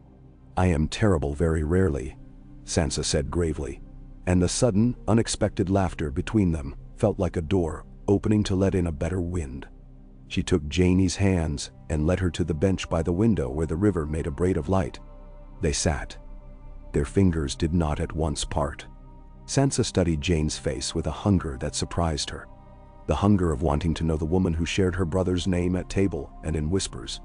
Does he smile much with you? She asked, with the frankness somewhere between a sister and a spy. When he can, Jane said. He smiles when he forgets to be a king, and it makes me wicked because I want him to forget more than he should. He is... She faltered, the words looking for a shape that would not betray a man she loved. He is kind in the way of a man who was taught young how to look at a map and sees hunger in its blank places. He is wrong when he ought not to be, and then he punishes himself and becomes twice as right as before and twice as lonely. Sansa held that like a jewel, turning it to see where it flashed. You love him?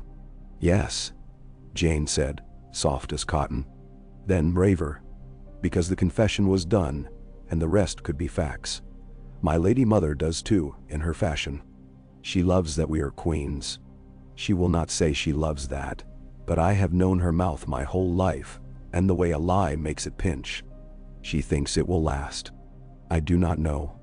When I pray... She stopped, embarrassed. Do you pray? I pray, Sansa said. To both now. She found herself telling Jane of the stump in the godswood, and the stones painted and faded with the old signs, and the way the river carried off even the words they did not dare say. Jane listened with her head bent, eyes lifted in that earnest way of hers that would have read as calculation on another woman, and on her was simply the way she gathered love.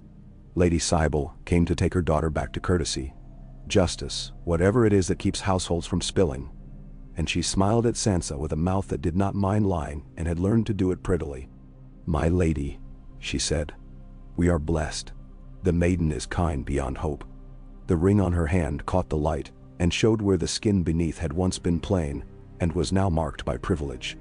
"We are," Catelyn returned, and the salute that followed could have been a blade's kiss if women wore swords to show the truth of their feeling. When they were gone, she stood looking out over the river for a long time. "That girl does not deserve to be used as a door a kingdom is meant to pass through," she murmured at last. "Yet she will be. We must see that she is not slammed." Sandor found Sansa later in the stable again, this time not to teach but to receive news with the only living thing he had ever let put its teeth near his truth. Anguy stepped from a stall with straw in his hair as if he were a boy who had fallen out of a cart and made sport of the fall. He had come with 2 others who passed well enough for carters, but their feet were too sure, and their eyes counted too much.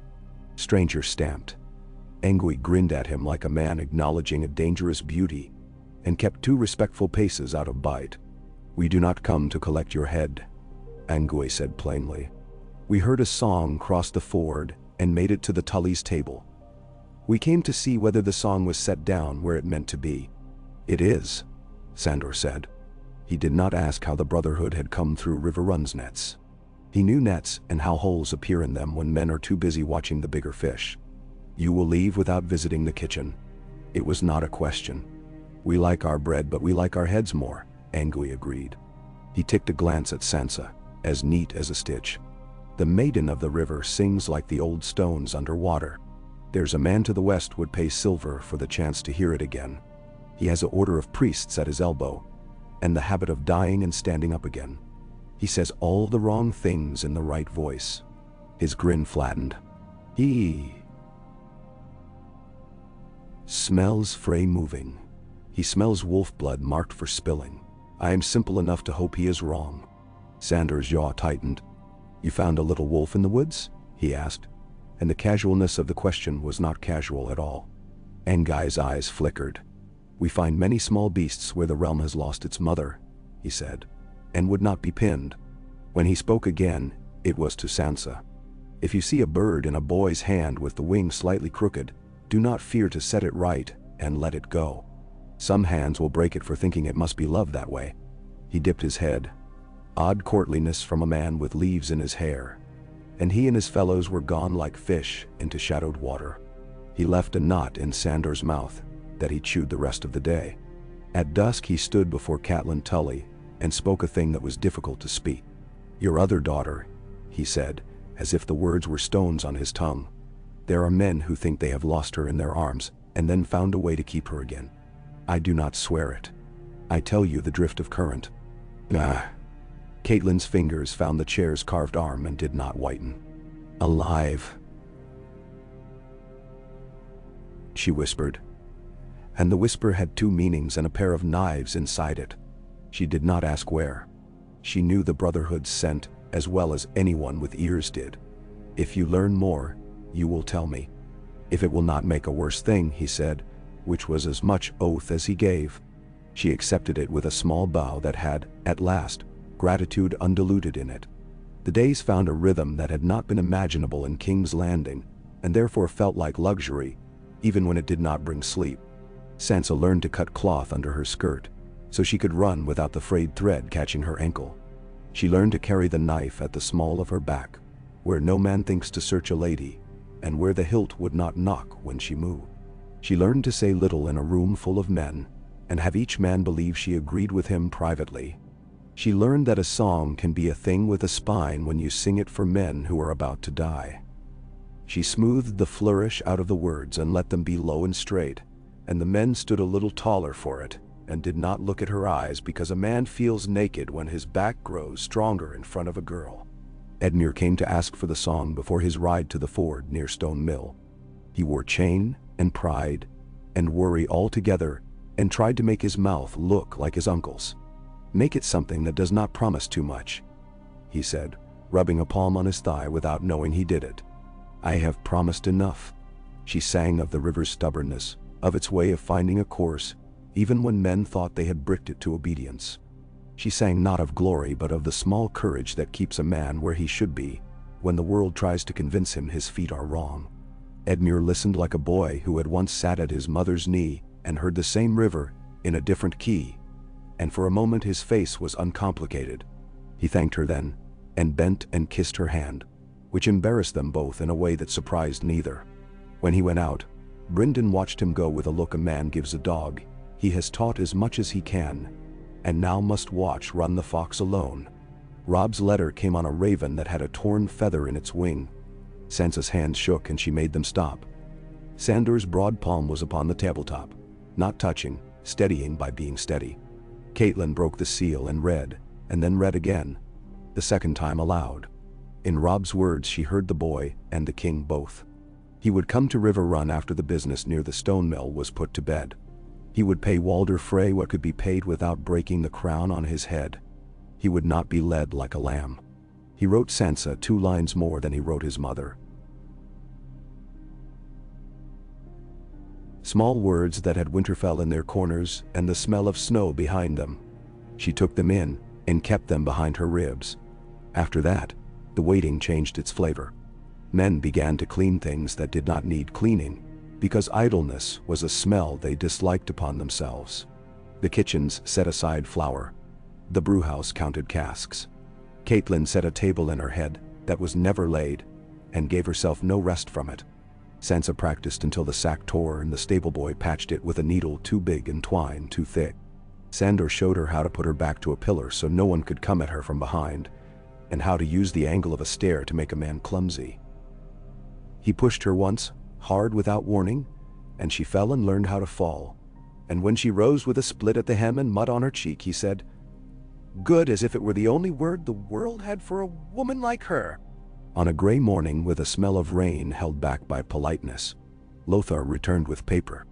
He set it on the trestle in the outer hall, and smoothed it with careful hands that had never done a day's fieldwork, and yet knew something about weight. Lord Walder would accept Edmure's marriage to Roslyn. He would require Robb's presence and that of certain named lords. He would offer pardon and kinship, salt and song, and the bridge would be theirs without toll ever after to show amity. The letter had sincerity all over it, and left a film upon the fingers after reading, like touching grease. Catelyn folded it once, twice, sent for Brynden and for 2 captains who had never spoken in the same room without arguing, and listened until men stopped enjoying the sound of their own words. When the Freys rode out again, Sandor watched them from the gatehouse. Black Walder looked up and saw him, and smiled the way a boy smiles at a chained mastiff he means to loosen for sport one day. "Dog," he mouthed without sound. Sandor lifted 2 fingers in a salute that meant 5 other things besides, and made the matter rest. If a man meant to hate you, it was a poor use of time to hate him back in a way useful to him. The river ran, indifferent to letters. Edmure's men fought at Stone Mill, and word came back not by raven, but by a man on a blown horse, whose mouth bled, and who had to be put to bed with wine and promises before his story agreed with itself. They had held the fords and bruised Sir Gregor's pride, and more than his pride, and Edmure thought himself a wall. Brynden rubbed his jaw for a long time and finally said only, "Walls do not choose to be walls." That night, Catelyn did not sleep at all. Sansa found Jane in the small chamber that looked on the eastern loop of the moat, a tray of mending in her lap, her needle pausing and going as if the thread sometimes lost its way. "He is brave," Jane said without turning. "Your uncle, the way he does not comfort men with lies. He loves them," Sansa said, sitting. "Not the way songs say love is, but the way a river loves banks that keep it from wasting itself. He keeps them by telling them they are foolish instead of timid, which is kinder than any kiss." Jane smiled. "Robb loves him because he can be scolded by him. That is a thing a king misses. He will be scolded by a Frey at that wedding too," she added, and the needle jerked, and she had to pull the thread back out and tease it smooth. "I think I will pray for the girl more than for us all." "Pray for all," Sansa said, and put her hand over Janie's on the linen. Jane turned her palm and clasped Sansa's fingers, and the gesture made them children. For a heartbeat, 2 girls fool enough to believe the world listened when you begged. Days grew a little shorter as if their edges had been planed to make more of them fit into the work. Men came, and men went. A piper with hair like a torch sang a bawdy couplet in the kitchen, and was thrown out, and then invited back for more, because even bawdy is new when terror grows old. A raven from the north carried news that had already gone stale in the time it took to fly. The Ironborn had done what Ironborn do, and a boy with Ramsay's habits had written of victories won against phantoms. Sansa took the scrap of it to her sleep, and learned to set it down before closing her eyes, otherwise her dreams wore a stranger's smile. Robb came at last on a day too bright for any sensible business. The line of his riders gleamed like a thread pulled through cloth in the sun. He rode at their head with his crown upon his hair, and his face set in a look that meant he had slept less than he needed, and still held the reins tight. The yard's breath caught and let out when he swung down from his horse, and stood, and only then smiled. First at Catelyn, then at Sansa, and the two smiles made him two people stitched together. Sansa did not run then. She walked, and he walked, and when they met, they did what a brother and sister do who have lived long apart. They held each other without words, and without remembering the small hurts earned as children. She felt the leather of his breastplate press into her, and the iron behind it, and beneath those his heart, which for all his titles was still a boy's heart trying not to make a fool of itself. She laughed and sobbed in the same swallow. He put his hand at the back of her head in the old way, and said her name as if it were aloud for the first time, and also had always been the last word on his tongue. After, in the solar, with meat untouched and goblets sweating and maps waiting like scolded children, they sat with Catelyn and Brynden and a handful of lords who had learned to keep their noises down at moments such as this. Robb listened to the reading of Walder Frey's letter and to all the things that were not in the letter. He heard Catelyn's voice through to the end without interruption. He held the quill in his hand and did not yet write. He asked Sansa to tell him how she had come, and did not look at Sandor as she spoke, even though she spoke his name once, and when she ended, Robb turned to him and stood and bowed the smallest bow a king may make and still be king. There are prices that cannot be paid, Robb said softly. And still we try. I have nothing for this but thank you. He smiled without pride. I have bread though, and a roof and a place where no man will spit when you pass. I have those, Sandor said, but his voice was not so rough as before. Keep the spit for your enemies. They keep it. They have enough, Robb replied. The kindness suited him and hurt him both. The talk turned then to war, as if embarrassed by so much heart on the table. They measured the bridge at the Twins, the way a tailor measures a man he intends to cheat. They spoke of Karstark men gone like a limb cut close to the shoulder. They spoke of the way Edmure's victory at Stone Mill had robbed Robb of the move he had wanted, which would have cut Tywin loose from what he was content to call his duty and forced him into a river full of sharks. Edmure squirmed under the words and bore the scolding because he loved the voice that gave it. Sansa watched and learned how a king must put one friend above another and call both wisdom and betrayal.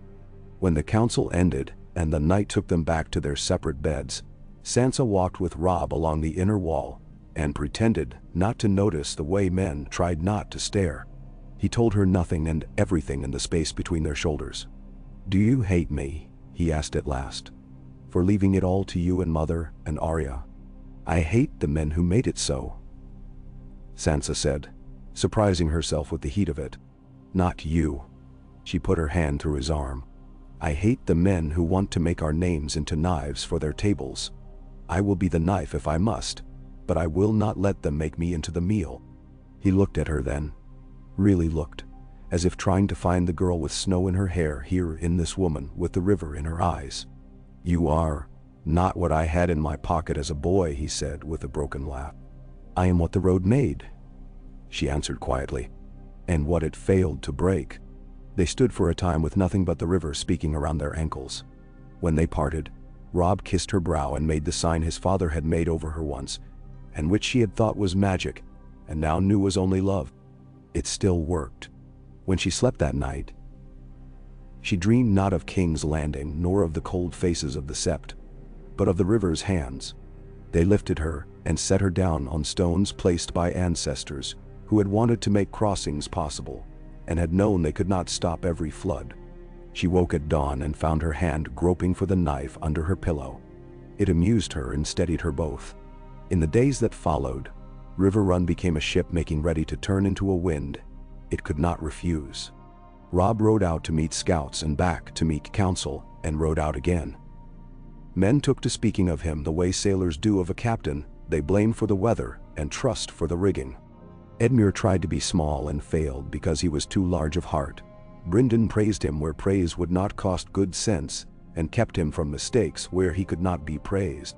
Catelyn wrote letters with ink so black it seemed grief turned liquid, and kept count of men and favors like a miser counting coin for a son who would never be careful with it. Sansa stood where she was needed, and not where she was not. She carried meat to a soldier with his arm in a sling, and listened to him tell her about a dog he had as a boy, and how it would not bite a man even when the man deserved it. She let the hound hear that story, and watched his mouth when he pretended not to. She went to the godswood and put her palm on the old stump, and felt how cool it was and said both prayers, and found that neither set her more right than the other, but that both were better than silence. She watched Jane's hand hold a needle, and knew what it is for a woman to keep a kingdom from fraying with thread. When the summons came at last to ride to the twins, it came dressed in all the correctness letters can wear. A wedding. Bread and salt. Kin. Rosalind would wear blue. Edmure must come neat, and bring those whose faces would make the hall look grander. Sansa read it and heard, beneath the ink, the river's warning. "I will go," Robb said, and his voice was the clean edge of a thing newly sharpened. "We will not be the men they say we are. We will be the ones we remember when the singing stops." Catelyn pressed her lips together and nodded, and then shook her head, and then did neither. "We will not take Sansa," she said to forestall the offer she knew some fool would make in the next breath. "No daughter of mine goes to that table to keep other men's bargains." Her hand slipped into Sansa's and squeezed. "Once. She stays. She keeps River Run's heart beating while we go to be civil with men who choke on their own spit." "Lady Mother," Edmure protested softly. "Because he was the one in the wedding they were pretending might be a feast. They are my kin, however they mislike their own mirrors. And that is why you must go sweet," Catelyn answered without malice. "Sweets make men show their teeth." Sandor said nothing, but he stood that evening for a long time on the gatehouse looking west, and the wind licked his scars like a dog that is fond and has never learned to be gentle. Sansa came to stand beside him because the stones felt too tight under her in any room with a ceiling. She folded her hands as she had been taught. She broke the fold and put them upon the low wall, and felt the rough of it through her skin. "They will try to bite him," she said. "They will," Sandor agreed. A simple thing said simply. "Your brother's got his hand in a boar's mouth and thinks to come away with apple." He turned his head and spat. Leanly, over the edge. "Might be he can." Some men surprise even their enemies. "We will be ready here," Sansa said. She looked down at her hands, at the tiny scab at the base of her thumb where the knife's hilt had learned her. "If they close their teeth." "If they do, we will open them," he said without heroism, which made it truer. "You keep your feet. You keep your wits. You do not wait for songs. If a man comes through the door I am not at, you aim low and you leave him with less than he had." He glanced at her. "And if it is a woman, I aim the same," Sansa said, and the steadiness in her own voice surprised her with the way pride can. He grunted, a sound that had approval in it and displeasure both, as if the two must live together to be of use. "Good." They stood until the light blew itself out in the west. At their backs the keep murmured and clicked, and made ready.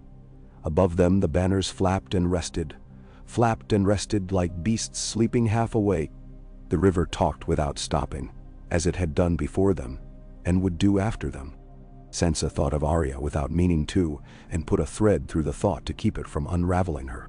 She thought of her father's voice and his hand on the table in the hall at Winterfell, the way he had loved maps because they were a way to talk to sons without scolding them. She thought of Robb walking into a freeman's hall with a crown on his head and a boy's heart beating under iron. She did not pray for mercy from those who asked to be her kin. She prayed to be as stubborn as the stump in the godswood, and as patient as the river smoothing the stones into something a child might hold and call pretty. When she went inside at last, the knife under her pillow made no more bulge than a secret in a crowded room. The morning they rode, the king and his captains and Edmure with his hair smelling of rosemary, because Jean put some in the wash. Sansa stood beside Catelyn and watched them go. Men lifted hands, laughed too loudly, made promises in the manner of men who hope to bury the promise in noise, so it cannot haunt them. Robb turned once at the gate and raised 2 fingers to his brow toward his mother, and toward Sansa, and toward the keep itself, which had become a person to him. Then he was lost among the horses, and the glitter of arms and the brown dust. Riverrun quieted, the way a house does when the men go out to fish, and the women begin to set the nets for when they return. Catelyn's mouth went thin for an hour, and then she set it right, and took her ledger and walked the walls with Brynden, and made the kinds of lists that save lives if they are believed. Sansa trained, then sang, then wrote a letter she did not send to Arya, and burned it neatly, watching the letters cinder, the way grief does when given work. When night came, the hound took his place on the pallet, and Sansa went to the window. The river was black with little slashes of metal where the moon found it. Somewhere a lute sounded, tentative and brief, as if a boy had stolen his father's instrument and did not want to be caught loving it. She set her palm against the stone and found it cool. She thought of a hall lit bright, and of bread broken, and of knives that do not show themselves in mirrors.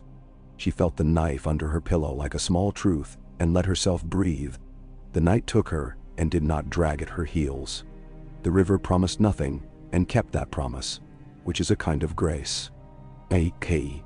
The days softened their edges after the column vanished down the road toward the twins, as if the castle itself had learned to move without waking anything that should not be woken. Women took in laundry before the weather thought to spoil it.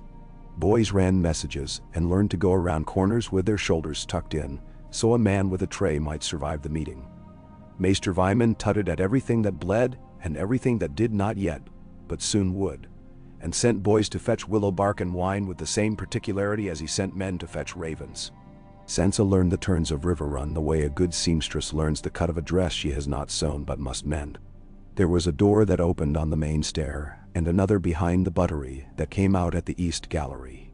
There was a strap of leather nailed near the Godswood gate that she could reach standing upon the 3rd stone. There were 3 breaths the moat took every hour, sighs of water through the sluice like a slow animal easing itself in its sleep. The river's talk had gone from comfort to vocabulary. Sandor made her run the circuit of the inner ward each morning until her legs shook and her braid came loose, and she could only smile or she would have wept. He did not praise her every day. He praised her on the days her body wanted to quit, and she did not let it. He taught her to tie a strip of cloth around her ribs so that the small knife at her back would not bounce when she ran. He taught her to keep the knife clean and oiled and hidden, and if the men in the yard muttered about the hound hiding a blade in a high-born girl's skirt, they muttered where he could not hear them, or tried. "Don't walk like you're hoping the stone will forgive you," he said. "Walk like you own every stone, and the ones you don't you mean to borrow long enough to get where you're going." He showed her where to put the weight in her feet when she was afraid and did not want to show it. A trick of turning the toes a hair toward each other, the way a dancer does when she hasn't learned the dance and must still pretend to be the music. After the knife and the running came other lessons. Brynden Tully had an hour every afternoon when he was a schoolmaster and not a general. He took her upon the wall and showed her how a line of men looks from above, and how the same line looks to a man at the end of it, and why that matters when you ask them to stand. He pointed out the way the fields beyond would gray first at the hedges if autumn came early, and how a column of men raising dust would look all the same until suddenly it did not, and then you must be seeing who was dressed to be seen and who was dressed to live. He taught her to read a banner as quick as a bowman reads the wind. "Most men move for pride," he said once, hands tucked in his belt, watching a file of pikemen drill. "Some few for fear, a very few for duty. You give the first the place to show themselves, and they'll fill it with something you can use. You give the second a wall to lean against, so they cannot fall. You give the last your ear when they speak, and your back when they turn away, so others will see which way you mean to go." Then, she liked him best when he was thus. half kindly and half cruel without meaning it. The way a river is when it swallows what you did not mean to set upon it, and gives back something smoother than you put in. Jane came like a bird to a window when she could be spared from whatever it is queens do when they are not at court. She had learned to carry herself with care. She had also learned to forget that care in moments, which made men forgive her trouble, they would have hated in another woman. She and Sansa sat upon the narrow bench that overlooked the eastern moat, and sewed and unsaid things until they dared say them. "My mother puts herbs in my wine," Jane said once, looking at the thread rather than Sansa. "She says they settle the stomach." "They do, but they settle other things too.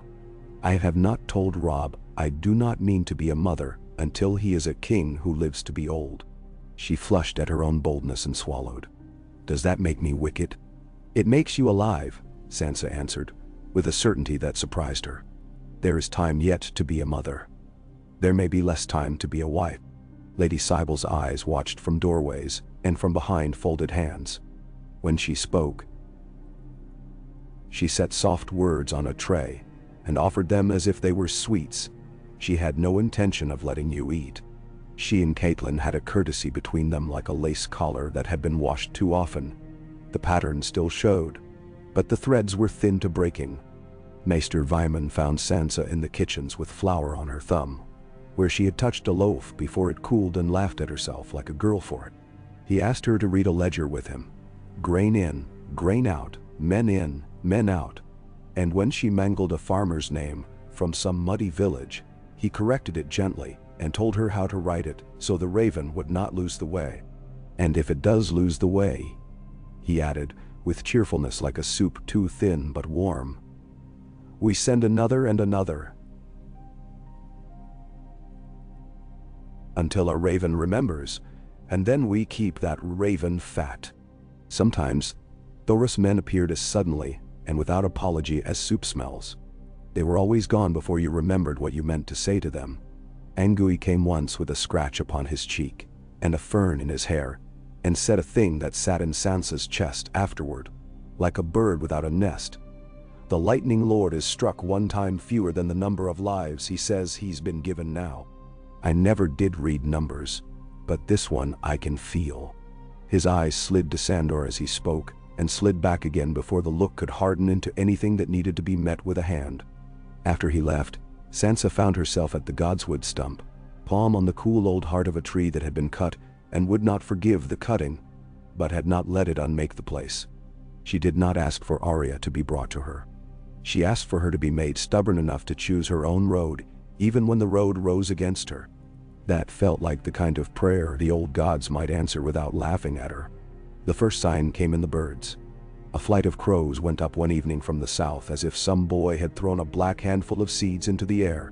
They rose and sank and rose again, uncertain, and then suddenly certain of nothing but up. The men upon the walls watched without saying they watched. Brynden squinted and said nothing.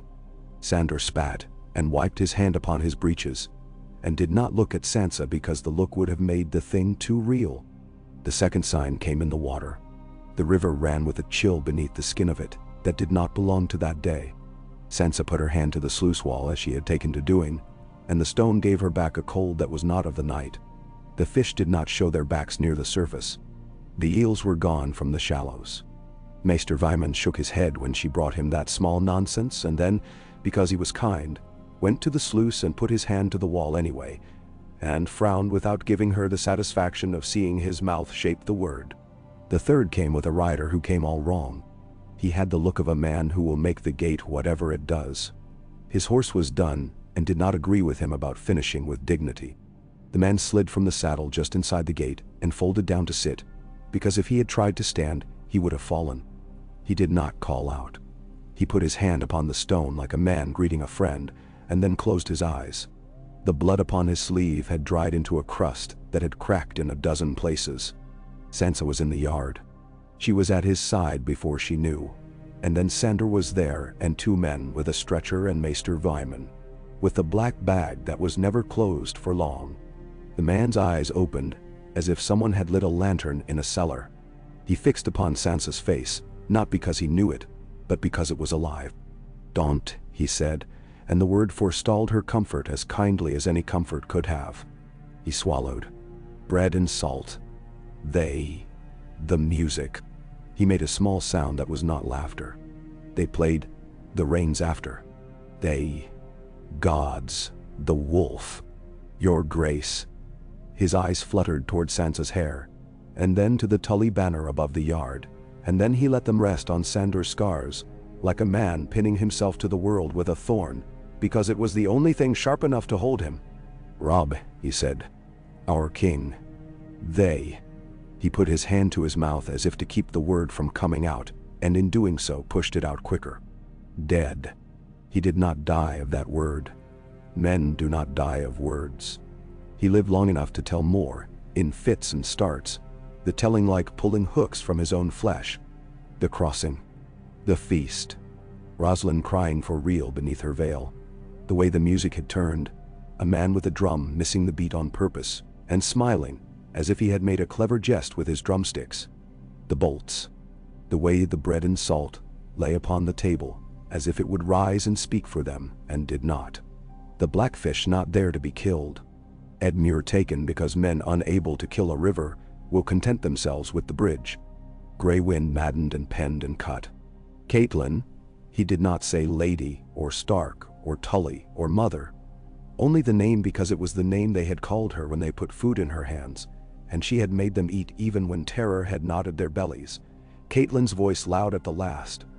A blade in it. And then. Vyman made him stop then, because the heart can only run so long with hounds at its heels. They carried him to a bed where he could fall apart in private. Catelyn's boy came to the solar with tears upon his face, and anger upon his mouth like a second mouth. "It's lies," he said, and Brynden caught him by the shoulder, and did not let the lie pass for long. "Lies do not limp." The blackfish said.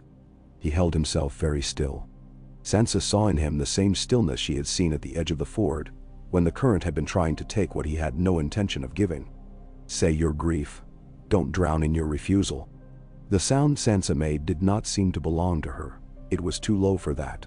Her mother's face came into her head, as it had been the first moment their arms had found each other again. And then it came as it would not be ever again, and she put her hand over her mouth, and found she had bitten it. Sandor's hand was upon her shoulder, heavy and not asking permission. She did not lean into it, and she did not pull away. She stood beneath it, as a post stands beneath a beam while the men discuss whether the roof has any business holding. They brought Jean.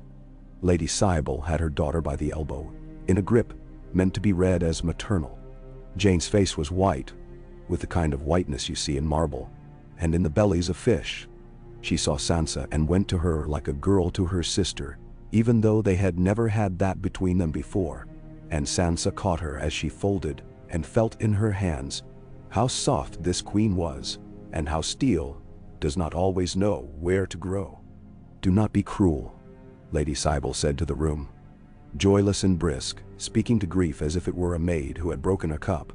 "We will have to hide what cannot be hidden. Maester, the tea, if you please. For the nerves." She did not weep. Sansa did not expect her to, and perhaps that was unkind of Sansa. They sent a raven to no one. There was no one to send it to. They sent 3, 4, to men who would be a someone if they knew now what they did not know before. Manderley? Umber? Karstark? No, not Karstark. Glover. Mallister. They sent a raven to the Vale, though the Vale had never answered anyone's ravens since the snows began to fall inside its gates. They sent one to White Harbor, because even if Wyman Manderley choked upon his food and his own pride every time he said, "Your Grace," to a boy with wolf on his chest, he would not let a word like this go unmeasured. Maester Vyman's hand shook only when the quill was set down. He went to the rookery and came down again and drank a wine he would have told a soldier to leave alone. The castle changed its breath. The men who had laughed quietly laughed less. The women sang at the washing tubs because hands need something to do, and mouths will find their own if you do not give them proper work.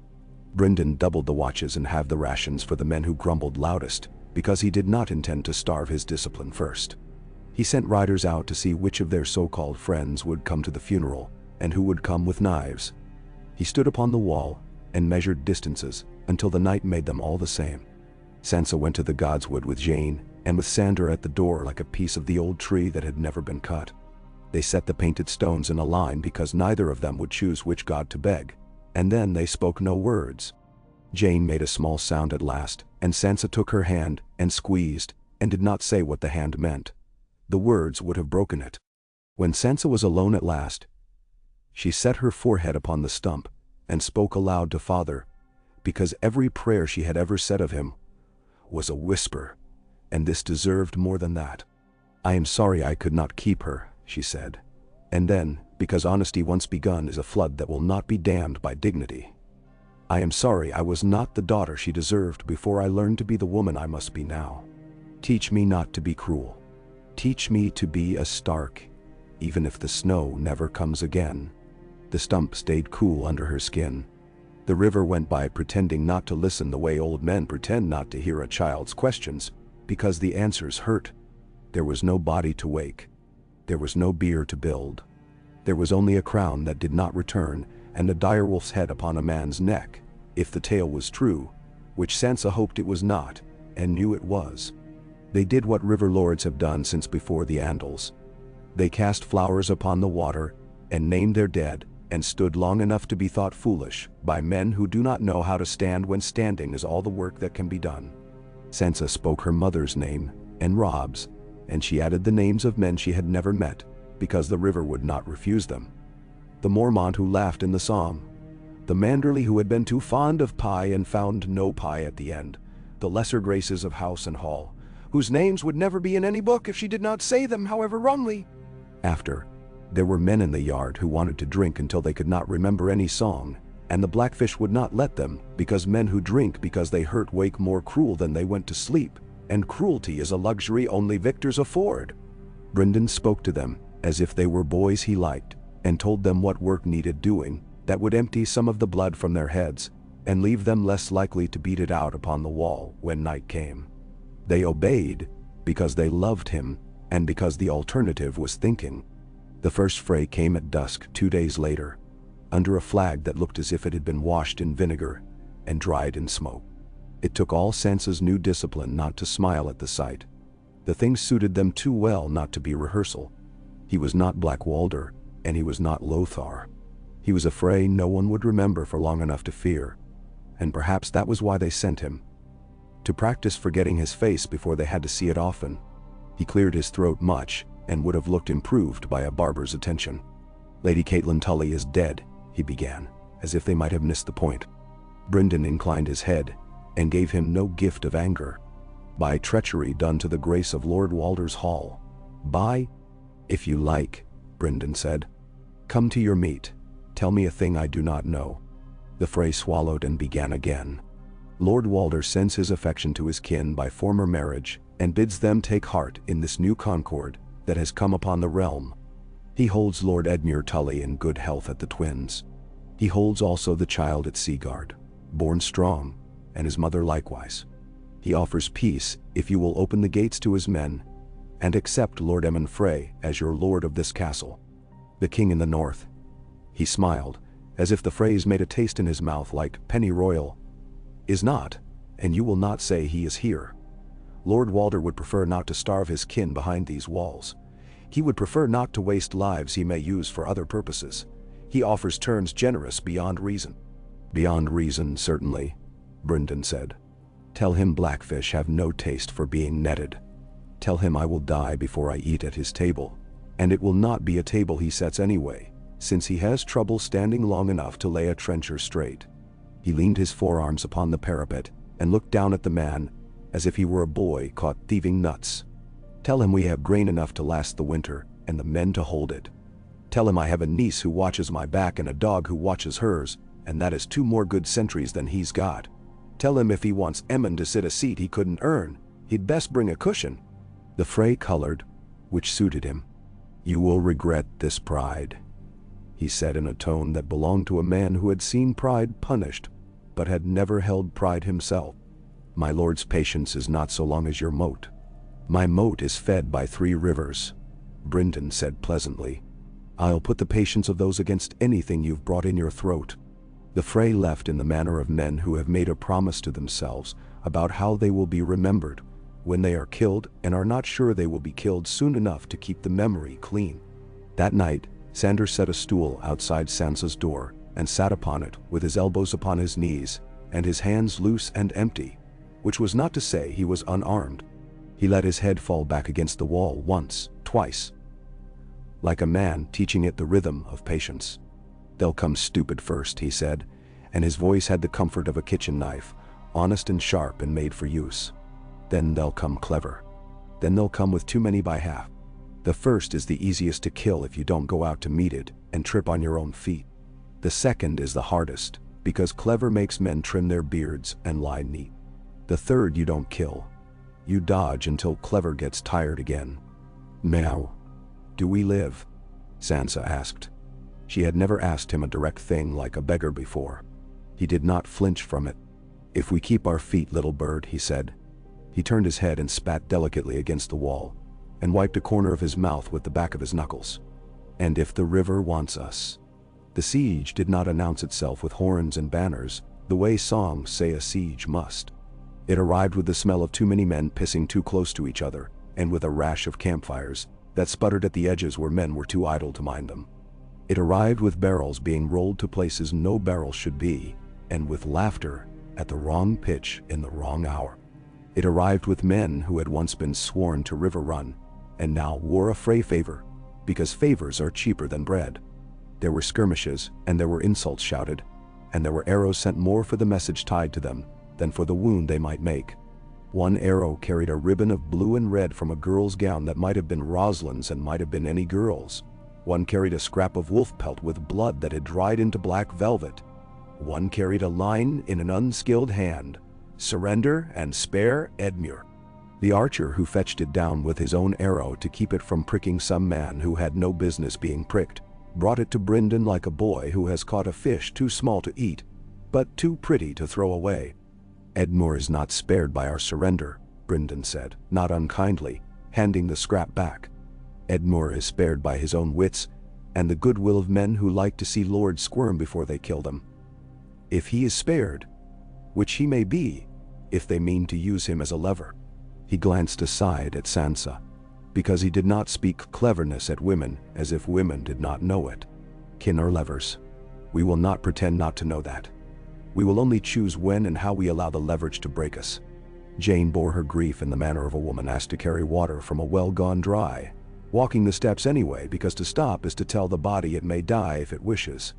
Lady Sybil grew hushed, and more solicitous, and more invisible all at once, which is a trick only 2 kinds of people learn: good mothers, and those who wish to be mistaken for them. Sansa watched Jane's cups when she could with the bland interest of a woman who has learned to let the world think she cares more for cloth than for poison. She did not stop the tease. She did not know whether to. She did a thing she could do. She sang to Jean when the dark came. Small, low songs of the north that smelled like blue wind, and the seal meat you can only love if you were born to it. Jane slept better then. That much was something. The phrase made plays. They tried the western sluice with men who thought water was their friend, because it had been when they were boys. They came up choking, 3 of them, and the 4th did not come up at all, and the trout were gorged next morning, and the men made dark jokes about a lordling who had never learned to swim. They rolled a siege tower toward the south wall, and the ground took offense, and ate a wheel, and the tower bowed like a drunk. The men inside spilled out, and the arrows took some, and the river took others who ran to wash the shame off quickly. They tried to burn the granary with a cask that looked like pitch and smelled like pig shit, and burned like both and was stamped out by a girl with a wet cloak, and 3 men with buckets, and the hound with his hand around the throat of a boy who had stood goggling until he remembered he liked to breathe. In the midst of this, a different kind of news came, breathless with a little hope and much confusion. A band calling itself the Brotherhood Without Banners had taken a fray party upon the road to Oldstones and hung 3 of them by their own sashes. They had given to the small folk the bread they stole. They had a banner that burned without burning and went out when it chose. They had a woman with them who did not speak. Engi told it like a story to children, and then fell silent when Sansa's eyes would not leave his. "You cannot mend a dead thing by breathing into it," he said gently at last. "But you can decide to keep walking. The one does not forgive the other."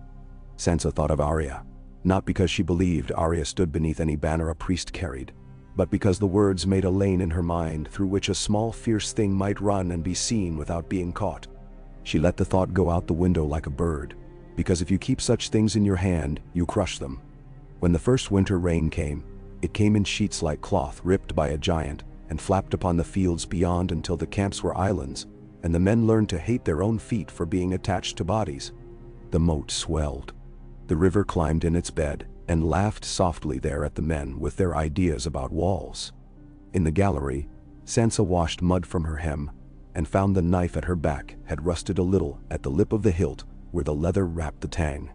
She oiled it and then oiled it again, patient with herself as a smith must be patient with any tool that means a man to live. Some nights she could not sleep, and went to the window and looked out upon the black, and the moving points of fire, and the way the rain broke light and made new lights. She thought of King's Landing then, absurdly, of the way a torch there had made the gold upon the King's Guards' helms look like something holy. And she was surprised to find no hatred in herself for that memory anymore. There was only a kind of carefulness, as when you pick up a shard of glass and try not to see yourself in it.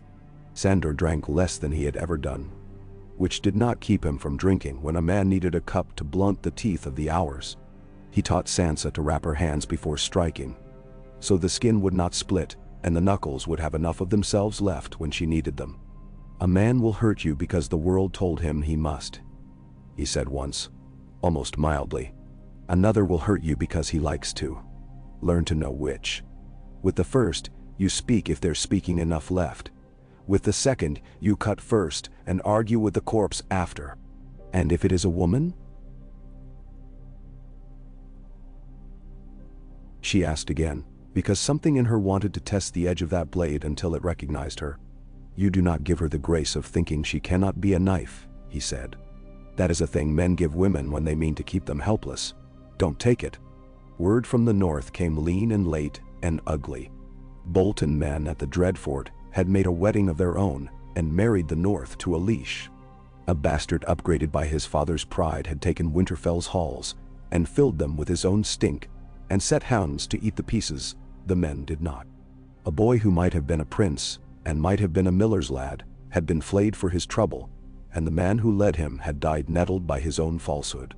Sansa read the letters with her face quiet and her hand steady, because she had discovered she was the kind of woman who refuses to give rage the dignity of spilling her drink. After, she went to the Godswood and knelt upon the damp earth, and let the anger go down through her knees into the ground, because if she kept it inside, it would poison her. The siege took on the dull shape of routine then. The same insults, the same arrows, the same rationed bread, the same men caught stealing onions because onion breath is preferable to hunger. The Freys built a great ram with a swollen head and called it some obscene thing and rolled it forward and backward to remind themselves they were doing something. And the men upon the wall took turns naming it with names that made even Sandor raise an eyebrow at their industry. The river went on, indifferent. The sky lowered and then lifted and then lowered again, because winter could not decide who it would favor first. Sansa's hands hardened. The knife's hilt had a place upon her palm like a bruise that never fully faded. River Run learned to be a place women ran without being told where to stop. Catelyn had left that in the stones when she rode away, a permission to be busy in a way that did not ask leave each time. Sansa took that permission and built on it. She set a woman with a soft voice and a loud hand at the door to the buttery, and the men who liked to take 2 rations learned not to hear when she scolded and not to come back when she lifted the ladle in the manner of a cudgel. She found a boy who had a gift for numbers and set him to counting candles, and the maester praised her for it in a voice so surprised it made her smile. She went to the infirmary with songs, and then with silence, and then with stories of childhood, when men cried in the manner of boys, and had to be helped past it without being shamed. Every day at dusk, she climbed the east stair by habit, and stood upon the gallery, and looked down upon the water where 3 rivers met, and undid each other, and became something else. She named the three, as if they were her sisters. One swift as a thought, one steady as a hand, one twisting as a joke, and let them braid themselves around the keep. When Angui came again with no fern in his hair, and a cut upon his lip that looked like an accident that had waited a long time to happen, he told her in a quiet voice that there was talk of a woman who had been seen upon the road near Fairmarket, wearing a cloak that hung wrong and a face that hung wrong, and a face that hung wrong as well, and that men paused before they spoke, and then spoke anyway, because speech is easier than fear. Sansa did not ask him to tell her it was not what she feared, and hoped in equal measure. He could not have. One afternoon, while the rain paused to take breath, a horn sounded from the Frey camp.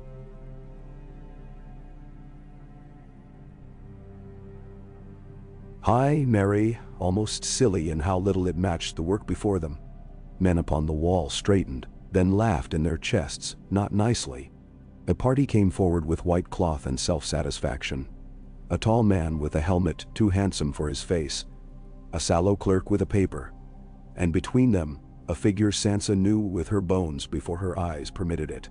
Edmure sat his horse with a blanket thrown over the iron that bound his wrists in kindness.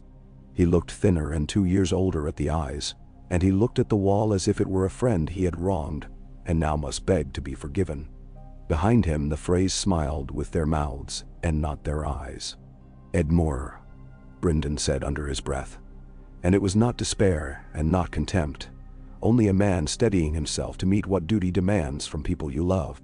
He stepped to the parapet and raised a hand. "Nephew." "Uncle," Edmure called, and though he lifted his voice, it tried to break in the middle like a boy's.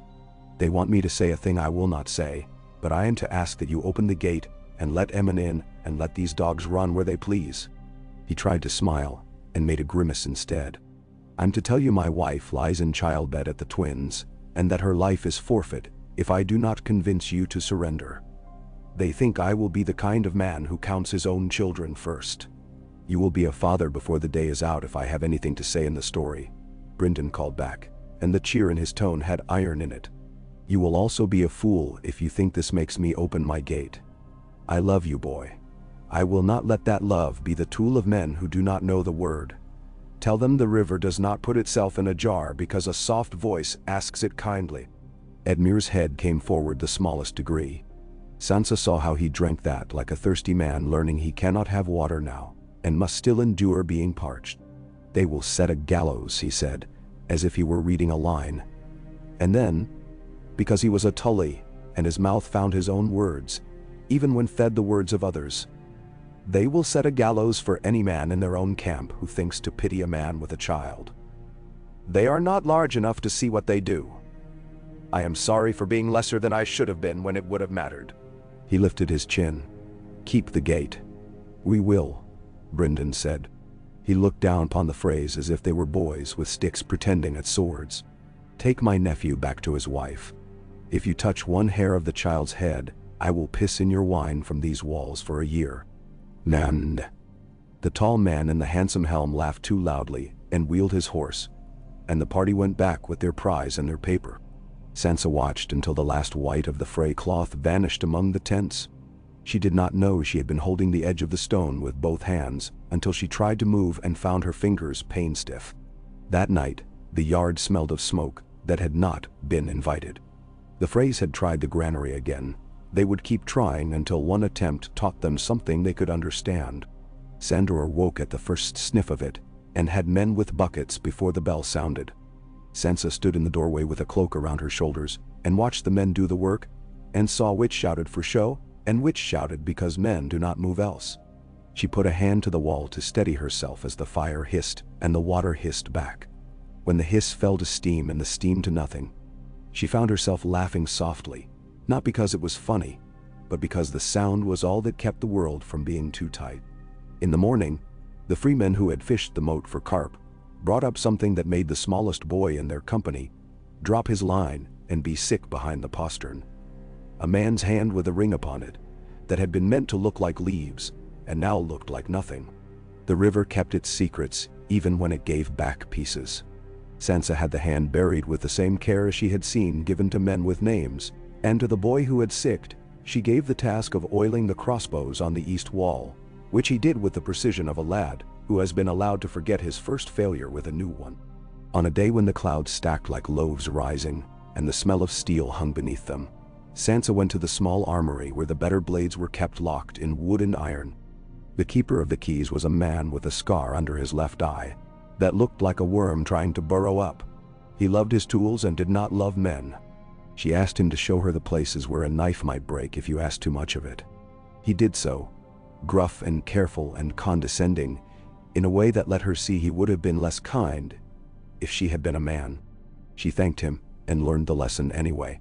She found a blade that fit her hand better than the one she had used, and she took it to Sandor and said nothing, only set her palm to the pommel as he set his palm upon the flat, and they weighed each other like men at market weigh melons and pretend they can hear sweetness. He grunted approval that he tried to hide by making it sound like disapproval. "It will do to open a throat if a throat brings itself too close," he said. "It will do to make a man cautious if he thought you saw. It will not do to go out into a yard with fools and pretend to be a fool with a bigger stick. You will not do that. Then now, I will not."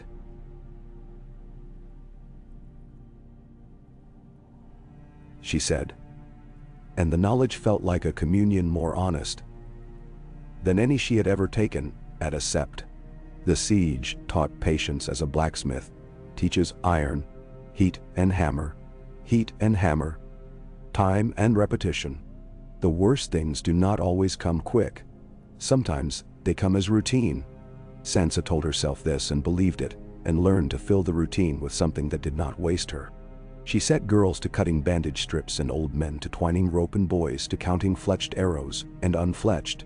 And she sang in the mornings only, and not in the evenings, because evening made men cry, and morning made them shut their mouths and go to the wall. In the dark, when she could not sleep, she let herself think of her mother in a way she had not yet permitted. She remembered hands that had combed her hair when it had been a tangle of pride and sorrow, both after she had shouted at Arya and been ashamed of shouting. She remembered the smell of her, which was not perfume but the river and the clean spice of the cedarwood box where the good linen lived. She remembered a time at Winterfell when a hawk had struck at a swallow, and her mother had clapped her hands, and the hawk had flown up in surprise, and the swallow had lived, and how later her mother had told her, "Most mercy is insult to a hawk, but sometimes you can throw a thing louder than pride." She cried quietly then, and did not move, because if she moved the crying would become a storm and the hound would knock, and she would have to say she was fine. She slept in snatches. The river kept watch. Stranger blew out his breath like a smith's bellows in his stall, and rolled his eye in a way that said he had known worse hay and worse men, and would still bite any man who thought to palm him. The phrase argued outside about nothing and everything. Somewhere in the night, an owl called, and something small answered with its last sound. And Sansa felt only the honest pity one feels for small things that could not have changed what was coming for them, even if they had known how to measure it. On a morning when the air tasted like a coin, Thoros himself came. Without pageant, without men enough to make a noise that would wake anyone not meant to wake. He stood in the godswood with his hands hidden in his sleeves, and looked cowed in the face of trees and river, which was perhaps the best thing a priest can be when he is not lying. He bowed to Sansa a bow that kept his neck available for any knife that wanted it. "My lady," he said, "we are pieces on a board too many hands have pushed. I do not pretend to know the game. I know only that a wolf is never alone, even when it is alone." He opened his hands then, and showed her a thing wrapped in cloth. When she had taken it, and unwrapped it, and seen the feather caught in the fold. A gray, coarse thing, better meant for beating the weather than for showing off. She looked up, and found he had gone. The godswood held the echo of his voice in the same way a river holds the shape of a boat after the boat has passed. She tucked the feather into the seam of the wall by her bed, because that was an old superstition girls kept at Winterfell, and she suspected the old ways were stronger than men liked to admit. She touched it each night, and told herself nothing about it, beyond the feel of it against her fingers. Hope is the kind of bird men kill when they see it, if they have grown used to eating anything that perches. Toward the solstice, when the daytime was a short courtesy, the sun did because it could not quite bring itself to leave them to the cold. A quiet came over the Frey camps that made the hairs rise at the backs of men's hands. Brynden squinted into it and spat neatly, and told his captains their men were not to relax. Quiet, he said, is when fools put their feet on tables. I like fools.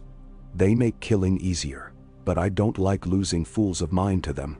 The quiet was broken by laughter.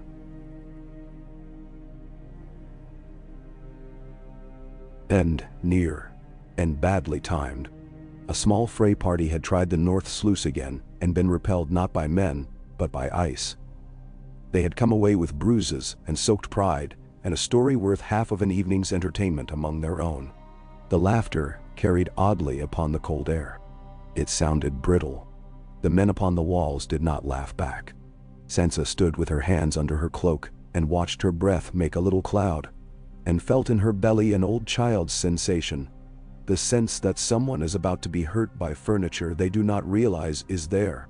Later in the hall, as the men rubbed their hands and the women carried trenchers, and the steam rose off the pot, like a blessing that has learned to be practical, Brynden stood and said in a voice that did not need to be loud, "We will treat with them again tomorrow. We will treat with them again tomorrow. I intend to let them talk until they remember they can hear their own voices. Then I will tell them a thing I have not yet said. Rest yourselves. Fight, if you must fight, with hands and words. Love if you can, with anyone who wants the same. There will be work enough left when you rise." Then Sansa went to her bed as a soldier goes to his straw, willing to love anything that allows his back to forget itself.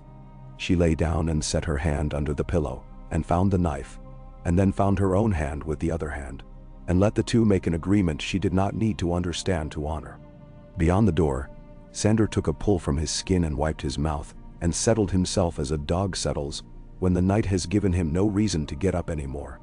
He had a trick of sleeping with his hand upon the floor, and his ear so near to the stone that Sansa could not tell whether he heard the earth, or made it think he did. River Run slept in pieces, the old men with their mouths open, and their wives claiming there had always been noise like that in the house. The boys who used the warmth of their own hope like blankets. The women who kept one ear for babies and the other for bells. The river went by with its long syllables and did not change the way it said them. The banners snapped once, twice upon the towers, and then were still, as if some hand had reached up and smoothed them and told them to lie down. When Sansa dreamed, she dreamed of Winterfell's first snow. A soft, unambitious fall, each flake taking its time. She dreamed of her mother's hands catching at a loose strand of hair and tucking it behind her ear with that old care that had never been as much about hair as about owning a child's disorder and making it look like grace. She dreamed of Arya's mouth with flour upon it, indignant and delighted both. She dreamed of Robb's laugh when he had been too small for a sword, and had made one from willow, and had cut his own finger with it, and learned what cuts feel like when they are your own fault. She woke in the dark to the sound of the river hitting something it had not meant to hit, and lay still, as the hound had taught, listening to find out whether the sound would repeat, or explain itself, or both. When it did, it was a different sound. A clatter, a man's curse bitten off as if he had tasted the foolishness of it. For a moment, she did not know whether the sound was inside her or out. Then she heard Stranger blow out his breath and stamp, and the hound's breath answer him. And she put her hand upon the knife and did not draw it, because drawing is a kind of promise, and there was no one yet to promise anything to. Morning would come, or it would not. Some mornings fail to arrive, and men still must act as if they had. She closed her eyes and listened to the water say its old words, and when sleep came at last, it came like something tired that does not wish to vex you further, and lies down beside you without asking leave.